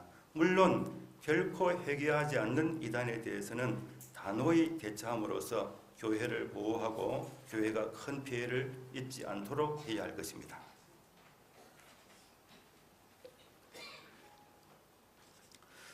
큰 두 번째는 무엇이 이단인가 했는데, 그 부분 약간만 읽도록 하겠습니다. 이단이란 구원받을 수 없는 거짓 교서를 가리키며 그런 거짓 교서를 신봉하는 집단을 가리키기도 합니다. 이단의 핵심은 잘못된 구원론입니다. 도저히 구원받을 수 없는 교리를 믿고 평생 신앙생활을 한다고 상상해 보면은 이단에 속한 사람들의 인생이 얼마나 불행한지 충분히 상상할 수 있을 것입니다. 이단이라는 것은 잘못된 구원론을 가지고 있는 그런 집단, 혹은 그런 잘못된 구원론이라고 좀 줄여서 말할 수 있겠습니다. 이 이단의 잘못된 교설과 반대되는 것이 바로 바른 구원, 바른 신학, 바른 구원의 진리인데, 바른 교리인데, 바른 교리가 무엇일까? 바른 교리는 간단하게 두 가지로 말할 수 있습니다. 하나는 성경적이어야 되고, 성경적 교리, 성경의 권위, 성경을 하나님의 말씀으로 철저하게 믿고 받아들이고 그렇게 증거하고 선포하는 그런 신학사상, 그런 교리가 바른 교리입니다. 두 번째는 16세기 교회 개혁자들이 주장했던, 가르쳤던 진리들입니다. 여기 이제 제가 적어놨습니다. 오직 성경, 오직 하나님의 은혜, 오직 예수 그리스도를 믿는 것입니다. 이것이 바른 교리입니다. 9페이지 그 3번 바로 밑단락만 제가 읽겠습니다. 그러므로 이단인지 아닌지는 오직 성경에 기록된 대로 오직 하나님의 은혜에 의하여 오직 예수 그리스도를 믿음으로 구원을 얻는다는 이 구원 교리에 달려 있습니다. 다른 교리에 있어서 다소의 차이가 있더라도 그것은 신학의 다양성으로 인정할 여지가 있습니다. 이제 3번 이단에 대한 복음적 접근, 이 부분을 제가 읽겠습니다. 신약 성경에는 이단에 대한 태도에 있어서 일견대조되는 두 가지 말씀이 있습니다. 하나는 갈라디아서에서의 바울의 태도인데 저주를 받을지어다 라는 그 표현 속에 잘 나타나 있습니다. 이것은 이단 교설에 대한 적대적 태도임과 동시에 복음의 진리를 수호하려는 사도 바울의 열심이 잘 나타난 본문으로 평가됩니다. 또 하나는 마태복음 13장에서의 예수님의 태도인데 이것을 유심히 살펴볼 필요가 있습니다. 흔히 가라지 비유라고 하는데 여기에 나타난 곡식은 진리, 가라지는 이단을 가리킨다고 보면 됩니다. 곡식 씨앗을 뿌렸는데 곡식 가운데 가라지가 나타나자 종들이 와서 주인에게 제안했습니다. 우리가 가서 이것을 뽑기를 원하십니까? 종들은 당연히 주인이 가서 뽑으라고 명령할 줄 알았습니다. 그러나 주인은 이렇게 말합니다. 가만두라. 가라지를 뽑다가 곡식까지 뽑을까 염려하노라. 둘 다 추수 때까지 함께 자라게 두라. 추수 때에 내가 추수꾼들에게 말하기를 가라지는 먼저 거두어 불사르게 단으로 묶고 곡식은 모아 내 곳간에 넣으라 하리라. 이 비유에서 주인은 예수님을 가리킵니다.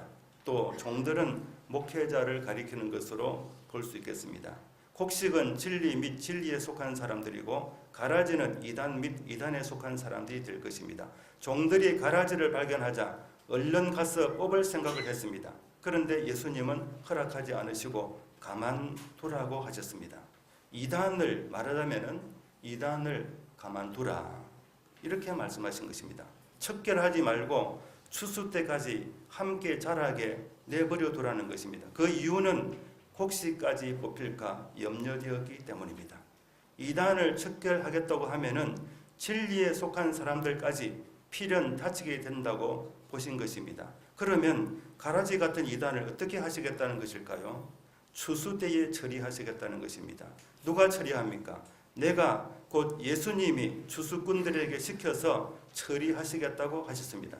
그러니까 이단의 문제는 근본적으로 우리들의 소관이 아니라 주님 소관인 것을 알 수 있습니다. 예수님의 이 비유는 이단에 속한 사람들에 대한 관용과 인내의 태도를 의미합니다. 이단 문제는 어차피 심판 때까지 해결되지 않고 심판의 때에 가서야 해결될 것입니다. 이 세상 사는 동안에는 척결되지 않습니다. 예수님 말씀은 이단 문제는 종말의 때까지 사라지지 않을 것임을 암시합니다. 그러므로 지나친 이단 척결 운동은 교회를 위하여 오히려 위험한 것이라고 말할 수 있습니다. 이제 11페이지 마지막 결론을 제가 읽어드리겠습니다. 결론 말씀드리기 전에 이 본론의 이제 핵심은 이단에 대해서 척결하는 그런 분명한 태도가 물론 필요합니다. 그러나 그거 이전에 이단이 먼저 제가 읽지 않았지만은 이단이 생긴 원인은 사실 교회 안에 있습니다. 교회만 정말 잘했더라면 이단이 발생할 수가 없었겠죠. 그래서 이단이 발생하면은 이단 그 자체를 뿌리고자 하기보다는 우리 교회 자체가 우리가 무엇이 잘못되었는가, 지금 무엇을 잘못하고 있는가 하는 것을 돌아보고 반성하는 것이 필요하다는 것이죠. 그래서 먼저 이단이 있으면은 먼저 우리 자신을 돌아보고 반성하고 그 다음에 이단들에게 진리를 가르쳐서 이단들이 진리로 돌아올 수 있도록 그런 기회가 없을지 그런 기회를 우리가 제공하는 이런 태도가 필요하다라는 말씀을 본론에서 드렸습니다. 결론입니다. 이에 관한 상당 부분은 교회, 목회자 그리고 우리 그리스도인들 모두의 책임이기도 하기 때문입니다. 감사합니다. 광고 말씀드리겠습니다. 오늘 신학 세미나를 열 수 있도록 기도해 주시고 협력해 주셔서 감사를 드립니다. 이 바른신학 바른교리 신학 세미나를 통해서 한국교회가 건강하게 세워갈 수 있도록 많이 기도해 주시기를 부탁을 드립니다. 오늘 말씀을 전해주신 이성희 목사님과 축도해 주실 송일현 목사님께 감사드립니다. 또한 귀한 강의로 수고해 주실 우리 최태현 교수님, 이혜훈 의원님, 정미경 의원님, 하대일 목사님께 감사를 드립니다. 그리고 중식을 준비했습니다. 한 분도 빠지지 마시고 교제를 하시고 가시면 좋겠습니다. 하나 둘 셋, 하나 둘 셋, 한번 더 찍겠습니다. 하나 둘 셋, 하나 둘 셋, 한 번만 더 부탁드립니다. 하나 둘 셋.